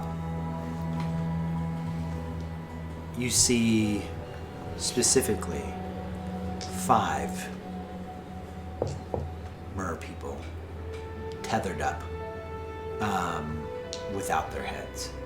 Alive or no? Without head. Like, do they have like their skin on their bones? Their skin, yeah. Basically, it just looks like their heads are and I point up. Yeah. To you guys. As you kind of lift up and you notice as the flames kind of flicker around, casting a shadow amongst the skulls to your left, the equipment to your right, and the dangling bottles and the crucified bodies that are on the left, the 5 hanging mer people's bodies without their heads. Okay, any pathways? You do notice that in this room there appears to be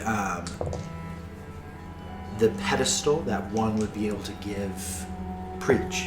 One would be able to have a sermon. You notice that it is shuffled backwards and there are stairs leading deeper. There is just one area. Now bear in mind, I'll give this as an example. You could investigate. It will take up 1. You have 5 remaining actions. You can either go down, you can investigate. This is just what you have been able to examine as you first enter. Alright, so I made the initiative to choose this path, and obviously you guys agree with me. So, who would like to take up you no longer have an action. Okay, so yeah, it's I was between gonna say, the 3 of you. Who would like to do this? You can give insight, but you use your one. Oh, okay. Question. Yes. Would using my Lordborn ability cost an action for the party? I would say it would be one way too. Yes, it would be an action, but it would possibly grant you something more. Are we able to offer advantage? Well, as in You like can. help? Okay. So You can that's use still help okay? if you wish to help. I will do that. Well, let's see, and you would have to describe how you're going to. What do you guys want to do in this area? What are you guys thinking? And there's a So bodies on the left,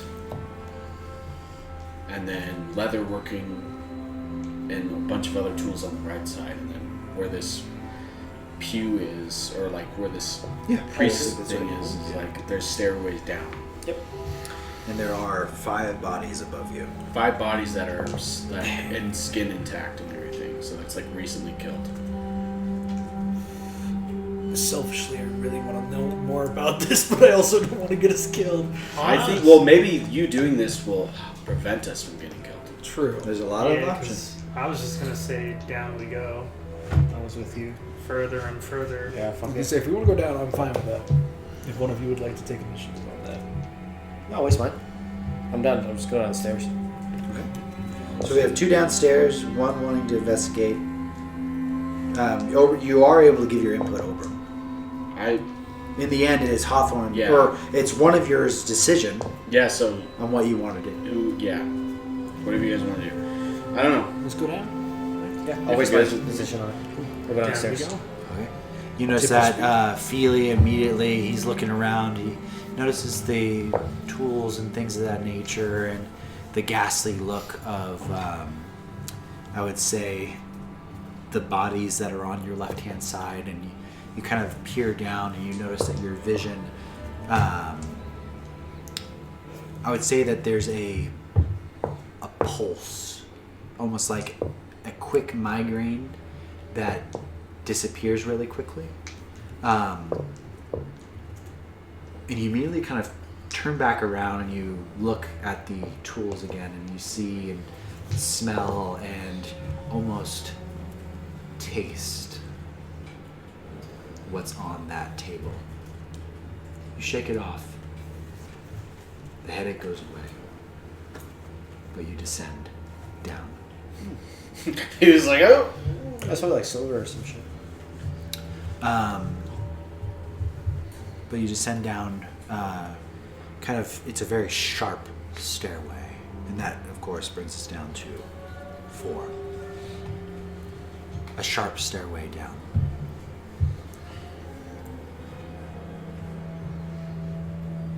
As you get down, you kind of go into this, what looks like, to your left-hand side, I would say immediately with Feely, since you're taking point. Others might not have noticed this, but due to your heightened senses, you notice to your left immediately what looks like a row of prison doors all throughout. You hear very quietly whimpering to your left. Straight ahead, you notice that there, I would say actually I'm going to let you all take this out. You're on point, so don't roll just yet. I need you each to roll an instinct roll without hope and fear. Just let me know what the total is with your instinct. So we added our instinct to it? You're going to add your instinct to what you roll. Ooh, nice. You got 17. 17? With well, I guess. It doesn't matter, yeah. Eddie? Instinct, you say. Yes. Fuck. That's 11. 11, okay. 17. 17? Hey, let's go. Okay. Because of the lowest score, I actually am curious whether it was hope or fear. Was that hope or fear? Oh, mine, that was fear. Fear. I'm not going to take fear. But curious. And then, Feely, you're going to add a +2 to whatever you roll. I need you to roll an instinct roll. Okay. Hope or fear does not matter. Okay. This is kind of a reactionary. 15. 15. Okay. I would say you all begin hearing the sound of Mer speech straight ahead. You hear.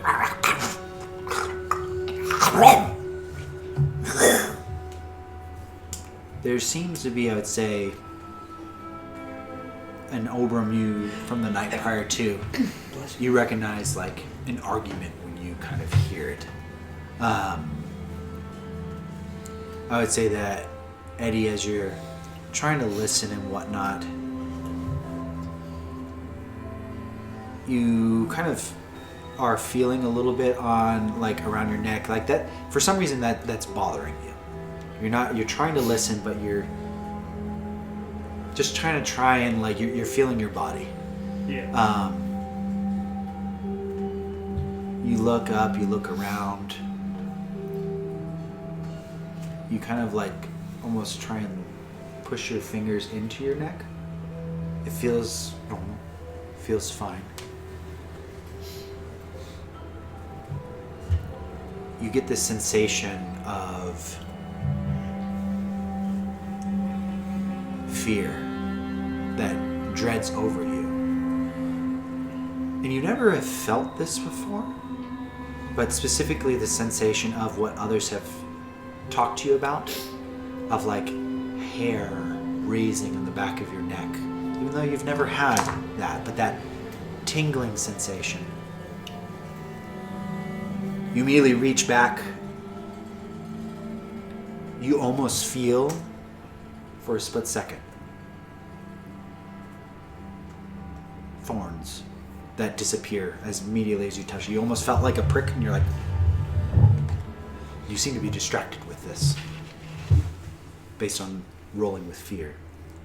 Damn. He's a chimera. I would say that, and Feely, onto your right-hand side, you begin to hearing the sound of running water on your right. You do have 3 options in front of you. There's a prison path. There's this path where there is merfolk bickering amongst one another. And there's a path of running water that seems to be accelerating. Using a fear for those that can't see. So, who's next then? We have... Feely did his, we have Eddie, and we have Hawthorne. And then we have Zephyr. Zephyr's not a part of the... Okay, cool. I'm Just making sure. very distracted at the moment. In game. Oh, yes, in-game. And in real life. Fair enough. I have an example of doing right now. Nice. I mean, at the end of the day, we do have a contract to kill the bastards, don't we? I agree. I like that. You do? Do I have a visual of these people bickering with the merfolk? I would say you just hear him. Instinctually, you can hear him off into the darkness. I would say that Feely, you can't even see them, but their sound echoes against these stone walls. Can I... Would it be a safe bet to assume there's somewhere down the hallway in front of us? Just straight ahead. So straight ahead is where that myrrh sound is. Okay. To your left, you heard briefly whimpering where there's prison. Gotcha. And to your right, there's an ever-flowing water that seems to be accelerating. So, right water, left, prison cells, straight ahead, whimpering. Wait, like bickering or? No, whimpering to your left, bickering in front of you with merfolk. Will I open this up with a bang? So I just take a pot shot down the hallway and see what happens. Wait, didn't you put your weapon down? No, I did not put my weapon down, and I still have bolt beacon.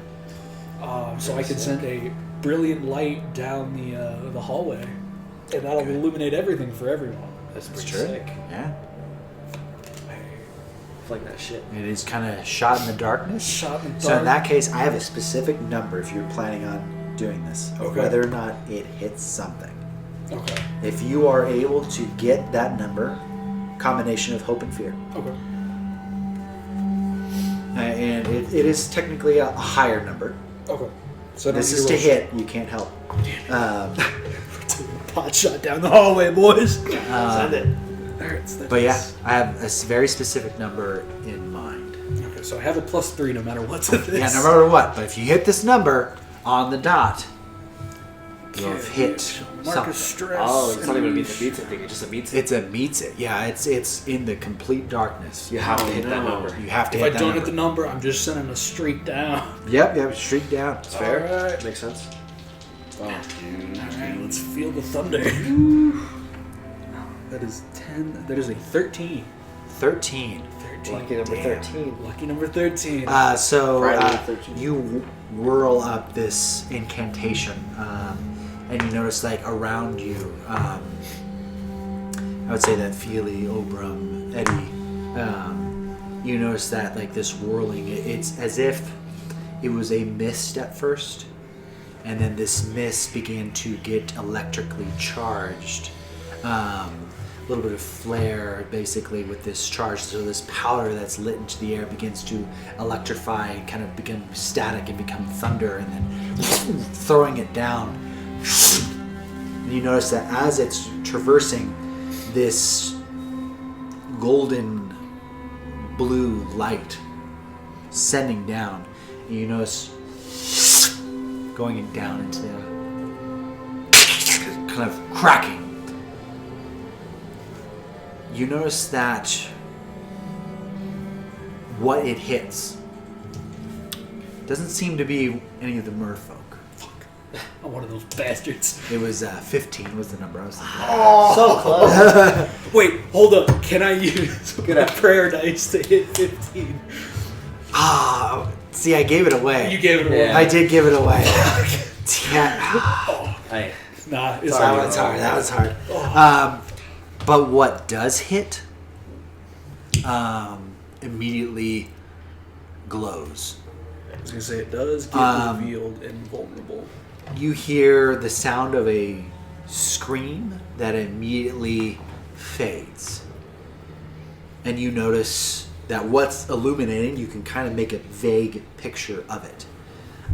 You see someone stretched out, a humanoid that is stretched out like his, it seems to be male, limbs kind of pulled back. And you notice that part of the flesh itself is very clearly lit up now, but you notice that part of the chest seems to have been cut off, the actual skin itself. I had to say, they might be dead. But it ends, and you hear immediately, like, specifically clicking and growling and things of that nature as you begin to hear, like, movement happening. What are you all doing? Because of the distance, actually, you have a moment. Let's see. Also, that would be 14. And even 18 points of damage to Yeah, this poor person. this person seems to not be around anymore. killed someone. Fuck! No! Did you just kill a random dude? Fuck that guy in particular! You might have put him out of his misery, to be Maybe. fair. I mean, it does seem like a little rough. But So you all have a very brief moment as movement begins to kind of shuffle through downstairs. You begin hearing the sounds of growls and chirping, which is, I would say, interesting because Feely, Eddie, you remember from the fight prior to, these things didn't make any sound. When they hit the water, they began making sound. So that this growling, these things, and even like when Zephyr begins hearing like the communication and things of that nature, you notice he immediately, like, instead of taking out his weapons, he just begins jaunting down this underneath a development. question. Did we get, like, I know obviously, like, the streaking light went by. Did we get a look at the merfolk in front of us? I would say no. I would say that where it hit, there's this light. You do barely see movement. It's pretty far out, I would say, down this hallway. I will say as the bolt went through, you do notice as the light went through, you notice that there were 2 doors on the right and 1 door on the left. So there's our paths. 2 on the right, 1 on the left. Okay. Well, Eddie's decision. The last one. Pick a door. 2 on the right, 1 on the left. Or you can charge forward, Or we or can charge you can do forward whatever. and attack. Or we can fall back. Charge forward. Well, fall back, we get drowned. True, we do have the snake thingy coming through back there.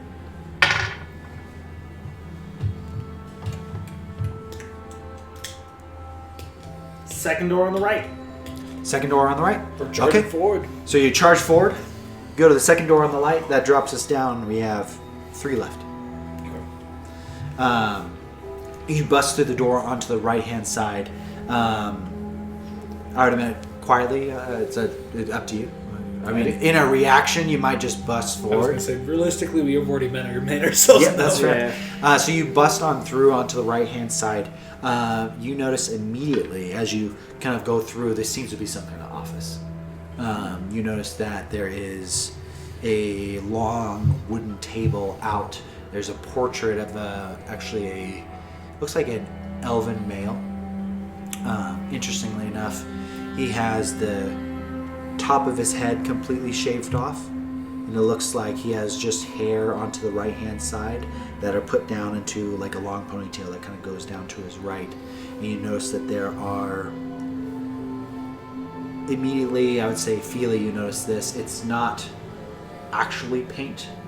You notice that there's a glow of like ritualistic markings on his head that appears to be blood What does it painted say? on the painting.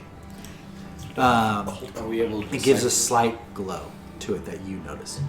You notice that the room has a safe on the left-hand side.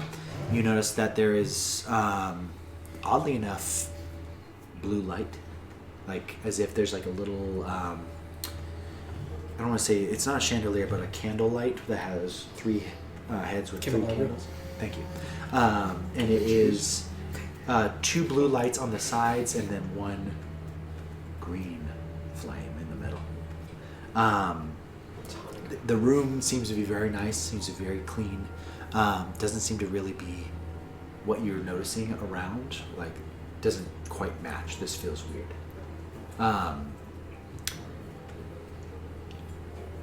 I would say that you all notice that when you open the door and you close it, you're floating just slightly.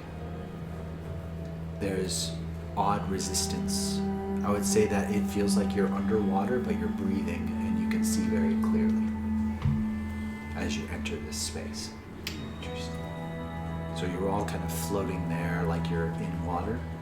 You feel the resistance of the water between your fingertips, but you're breathing normally. It doesn't feel like there's not the texture. It doesn't feel like you're drowning. I would say that you noticed that right as you closed the door, but it might have been right before that you started feeling that way, if that makes sense. What are you all doing? You're now down to 3. There is Turns commotion. reset, right? Huh? So we all have a turn again. Turns reset. I would say turns are set. Yeah, you're down to 3. Should we crack this safe and get rich? Or we book it and try and hope the other doors are good. Because that's just a dead end. It's the office. True. But safe. Big safe. How Cash big for is money. safe? Safe seems to be roughly about. Safe is safe. The safe is kind of relatively large. I would say it's about as tall as Feely. It seems to be. Feely's large. Pups just like I mentioned. But it seems to be made of. It looks like as if iron was submerged underwater. There's a lot of oxidation. There's a lot of rust that seems to be on it, as if it's been underwater for forever. Okay, so this room is definitely in a weird state. I mean, it could be cool shit in there. Could we pick up the safe and bring the safe with us? Because if I could pick up Feely, argumentatively, I should be able to pick up the safe. I mean, it's a little bit more dense than Feely. I do have a pretty high strength set. Fair. You can definitely try if you want. See, I don't want to burn a turn on that, though. Up to you guys. If you want to crack it, I'm down. Worst case scenario, we just die. It's all good. Listen, Worst case scenario, we just die. Best case scenario, we crack the safe and then we sit inside of it. Only Feely could fit inside of it. Wait. I think. It's like a desk safe. Alright, almost. hold on. Best case scenario, we open the safe, I take the contents, and we put Feely inside of it. Yeah. And leave Feely behind. Worst case scenario.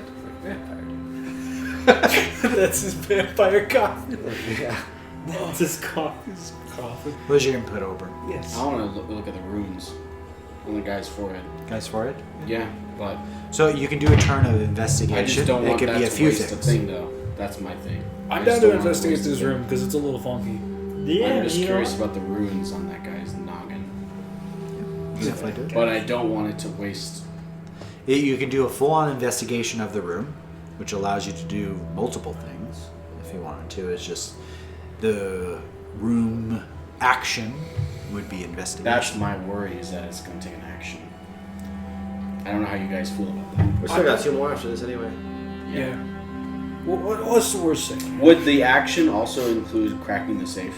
So as in, No, that would be part they of the can whole do thing. it, and then we can do other things, right? Correct. So divide and conquer. Correct. So we Should we could do crack a that. safe? I say we crack safe. We crack a safe and you two Can I have Zephyr help me with The symbol up top. Okay. Yes. So I'll paint this out. So we have Make sure to bring up that the way fish. you guys can focus Eddie on and Ober. The two of you are examining this safe. I need both of you to go ahead and roll a knowledge roll for me, and it'll be the higher of the two. You and I are going to go ahead. We walk on up to this painting of this elf, where there are kind of symbols on top of his head. I can't finesse these. I need you to go ahead and roll a knowledge check. What is Feely doing this time? It's a great question. I'm just gonna rifle through the desk. Okay. I need you to go ahead and do a knowledge check for me as well. So what did you two get? 18 with hope. 18 with hope? Okay. 13 with open. So 18 will take. Take the hope. I would say you both get a hope.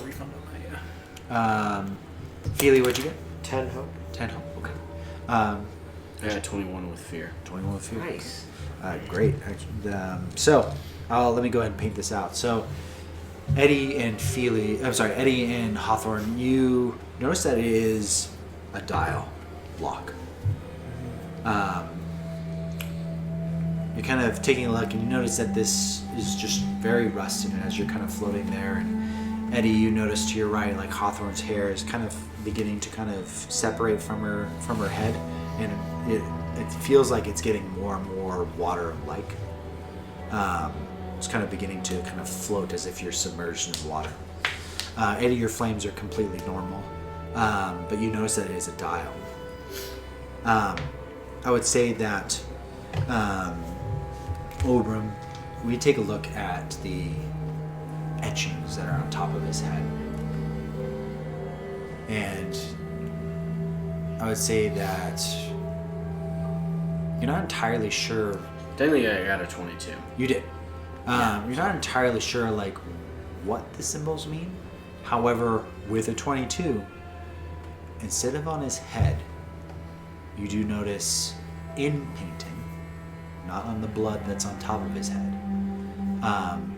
where he is looking out, he's holding a book that has the Delver symbol, which is interesting.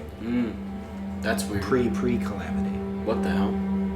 The fuck? And he's holding on to this book, looking out, looking very regal.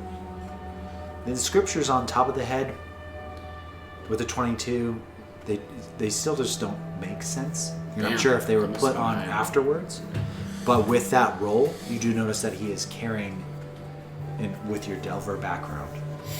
Can I have Zephyr help me try to find the book if it's in this room? Over to Feely. Oh. Ooh. Feely. Feely with the 10. With hope, though.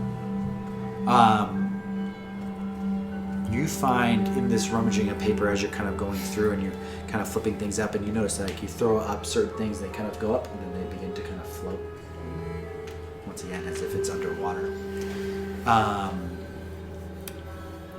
You do not find a book. However, you do find underneath a secret compartment that, when pressed, folds out, and you notice a coin that kind of slides out just barely and then begins to float with 3 digits on it, numbers. It is 4, 45, and 12 on this golden coin. Yeah. It's kind of drifting there. Doesn't affect your eyes at all, but it's kind of floating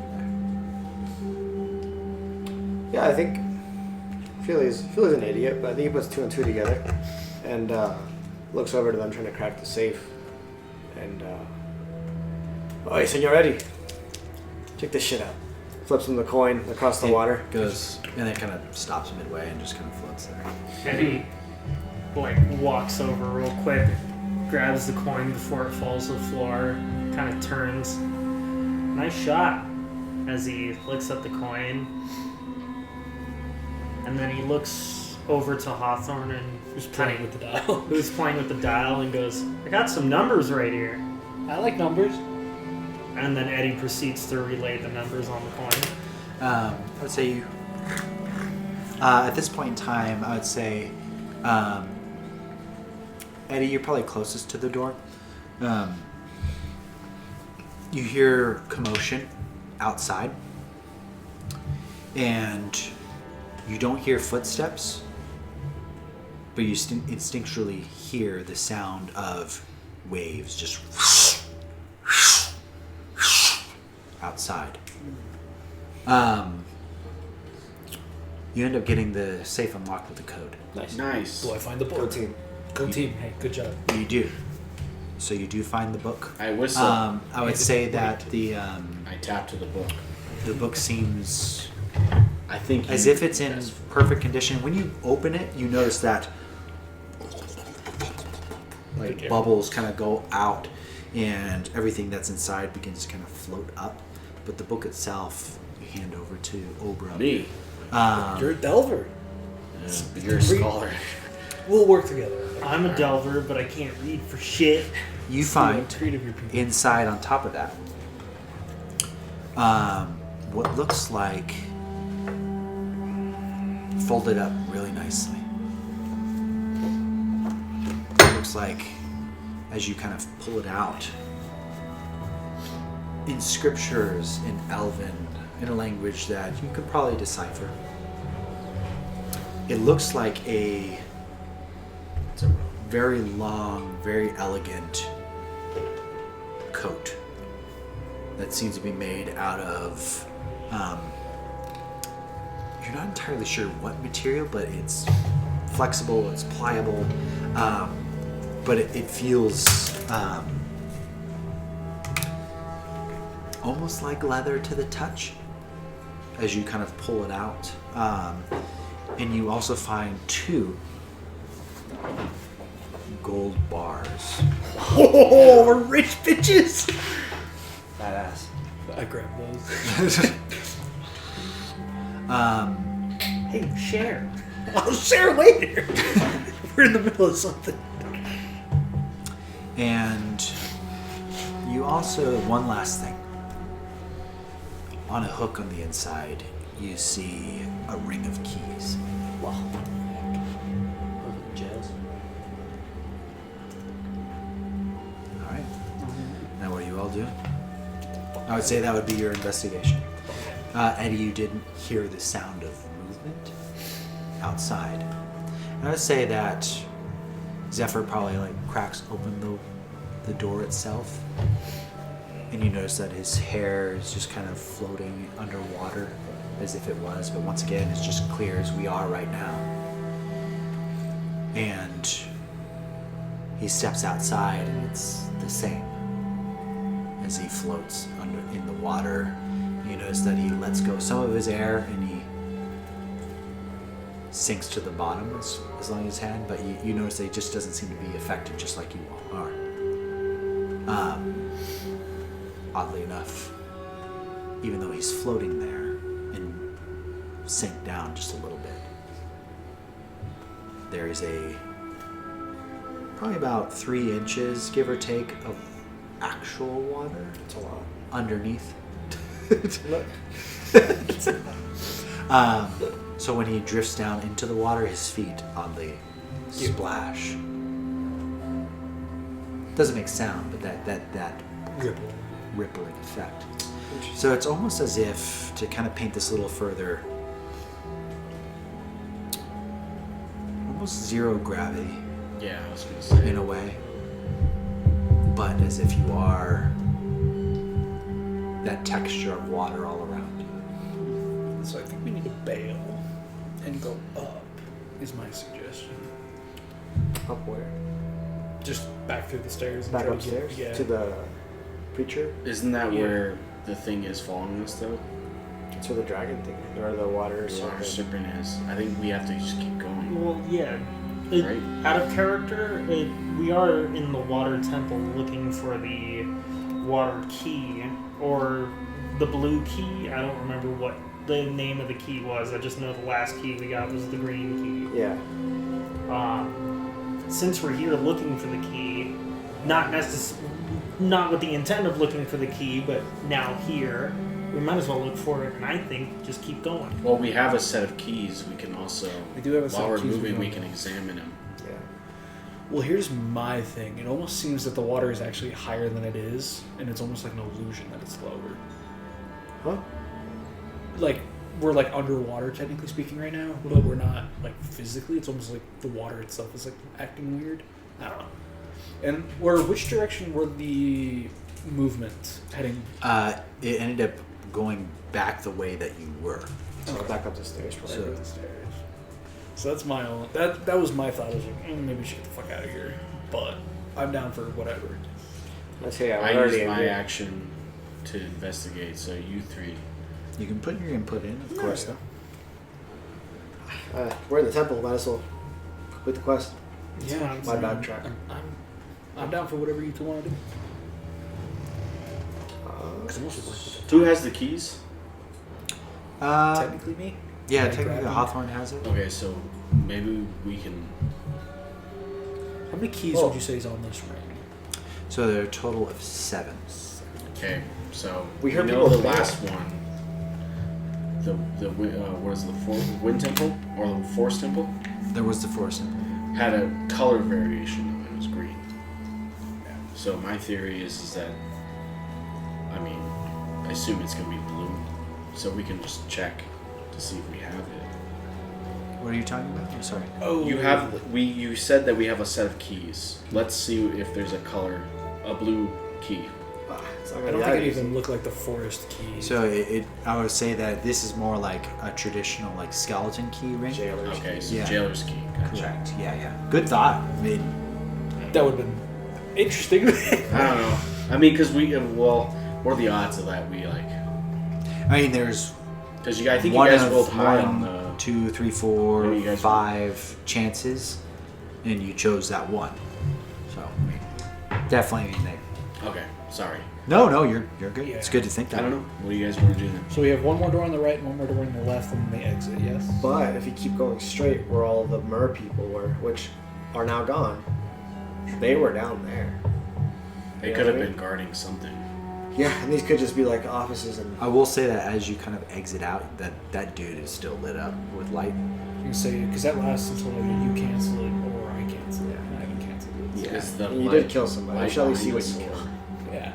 Well, I can see his figure. He's outlined. Yeah, he's outlined. Is he, He's- is he forward or behind us? He's to your right. So we ran down the hallway. We entered a door to the right. We were exiting So back into the come hallway. out. Further down the Right right. is down the hallway. Okay. Left is back out. Alright. Yeah. Well, what do you guys want to do? My vote's to keep going down the hall. What do you guys think? Alright, I'm Yeah, down. I'm down for that. See, Eddie? I just don't know why they would abandon. Probably because that guy Because they hurt us. transforming too. Or he wasn't transforming, but he's like. All stretched and shit. Yeah, he's all stressed. You're probably like. Fucking transformed. They got scared. True, especially after sending a bolt of lightning, essentially. Fuck it, let's go down the hallway. Okay. So you pass over to the hallway and you pass through the door to your left and just keep continuing down, and you're noticing as you get into this room, it's a very altered room. You can definitely tell that a lot of like the mer people's, like, you see weapons, you see like equipment, you see rudimentary, like almost tribal like in nature weapons kind of alongside the walls itself. You do see the person that was stretched out, and you notice that specifically from the chest down to probably right where the knees kind of are, that layer of skin just completely filleted off. His head is twisted backwards, and just like both of his eyes are lit up because of the nature of the magic, and the mouth ajar, and there's like just kind of like this slight beam of light coming out of his face as his hair is just kind of slightly, gently kind of floating in time and space, so to speak. I don't want to say water, but that look. You notice that to your left-hand side, you notice people kind of curled up. There's like 2 or 3 humans kind of curling themselves up, holding onto themselves, kind of rocking back and forth. You notice above, like straight ahead, you see some of the Waterkin like immediately meeting your gaze, and you see some of them are like trying to talk, but it seems like their tongues are completely removed out. You notice onto like below the Waterkin, there seems to be some people that are without eyes, and they're just kind of like, and you can hear them, even though it feels like you're underwater, it feels like these things are happening, but these individuals are not like they're able to communicate. You've been able to talk with one another this whole time. You notice that they're kind of like, some of them without eyes are kind of reaching out, and you hear like slight commotion, but then one of them kind of speaks up. Just, you see a Waterkin like, what? Some of them, like, you notice that the ones without eyes kind of just like get quiet, and they scoot back a little bit and just kind of are holding on to something. You do notice they notice you. The ones that are kind of curled up in cages, like, look up, just kind of looking at you. But there's one voice that seems to be like, shut the fuck up kind of thing to all of them. What are you all doing? They're in cages? They're all in cages. The Waterkin too? Some of the Waterkin, yeah. All of them technically are. And You notice some open cages with nothing inside. they're individual cages? Individual cages. Each individual, probably about enough space to slightly move or shift, but caged like animals. We do have the key, I was gonna say. and this is a jailer key. Now that we know this. So we would release them. Zephyr. This is probably for a different... That safe was locked, these mer people. I doubt that that's the same lock. If I had to guess. You see him like swim on over, and he's looking at the one without basically the front half of his body, and looks over at the lot of you. You see the one that's quiet, and he's like meeting your eyes, like looks over. Say he looks over at Hawthorne, who's kind of making direct eye contact, just like.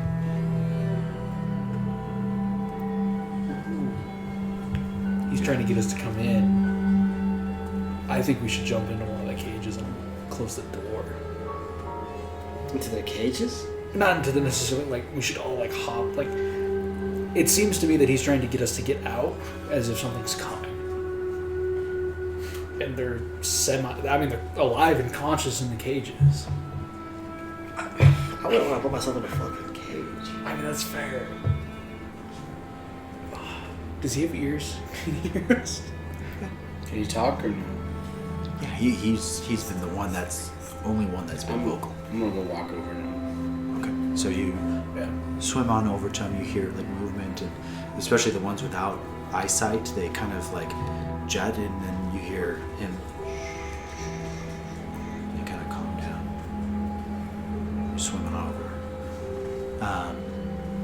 You notice his features. You see kind of this long, like black beard that goes down to like kind of like a braid. You notice that he has these really bushy kind of eyebrows. You notice he is Waterkin. His skin is slightly blue. You notice the gills immediately onto his side, and you notice he has almost like these serpent-like green eyes that immediately meet yours. His hair kind of just with a like almost like a one gray streak going out, and it's kind of floating there. You approach, and he goes kind of calming everybody down. Where did you come from? Siren's bell. A very brief moment with you. The merfolk.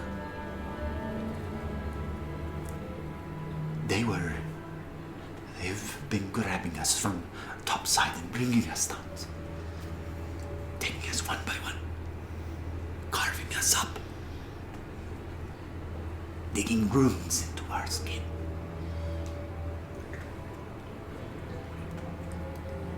They are very dangerous. They weren't always like this. Something changed. Now, they're harvesting us. Parts. You see, like, to your right-hand side, you see a female woman, like, without a tongue, just kind of, like, trying to show you. Underneath as she's floating in her very confined cage. That distraction is you. Hawthorne like touches her chest. It's good. There are many of them, and they're turning into something different. They look more like me before. I don't know what is twisting them. However, he holds out like onto his chest. You see the brand that you have written That down. we've seen, yeah. They're harvesting us for something. Parts of us. You kind of begin hearing the kind of off into the distance. Seems like it's a ways away, but it echoes throughout, bouncing off the stone walls.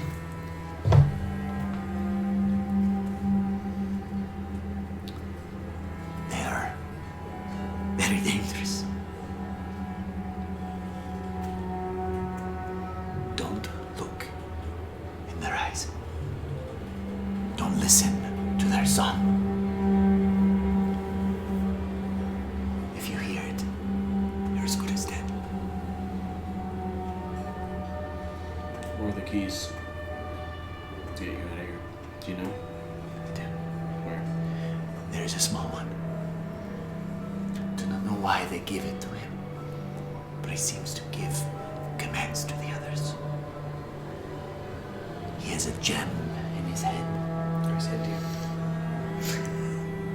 A blue emerald, or a blue sapphire in his forehead. He is small, almost childlike. He is coming here. Spoke a tongue I've never heard. But I wonder, how, why?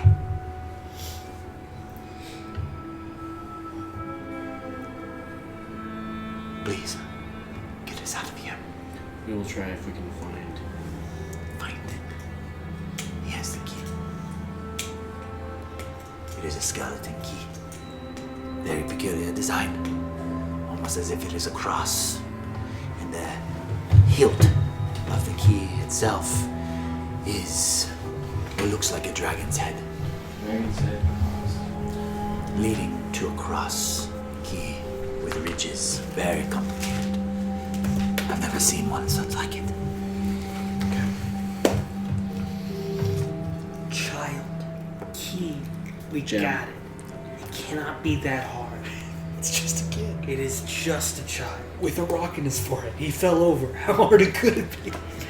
His mom dropped him on on his head as a kid. Easy shit. Where is We it? just blow his head, schmoove off, and we take the key and come back. Feeley has killed many children. He is where the water runs. He's where the water runs. The water runs. That's good. We live. That is where Children. he is at.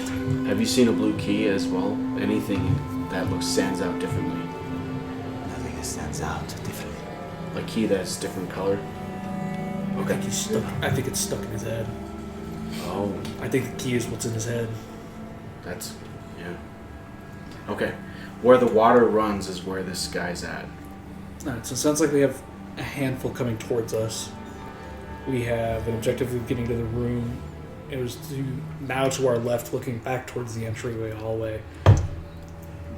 So A key that's I'm sorry, I'm just writing this down. Sorry. Key You said dragon. where the water is running from? Yeah, If we go back halfway up the stairs, there was that. there's that place where the water runs. Yeah. So maybe we can, We have to fight those guys though. We can set up an ambush. yes, if they're if they're up there, right? Well, you how can far hear- how far up there? It's kind of out in the distance, but you did hear them. So they could be There's coming something back. coming. Be careful. Remember my warnings. You hear the sound of the swooshing of the waves kind of getting quicker and back over. Don't pollute their eyes. Do not hear their song. And then that will end tonight's session. Once again, we are past the dice. Thank you for joining us on this adventure, and we'll see you next time. Bye. We'll be in for a fucking fight, dude.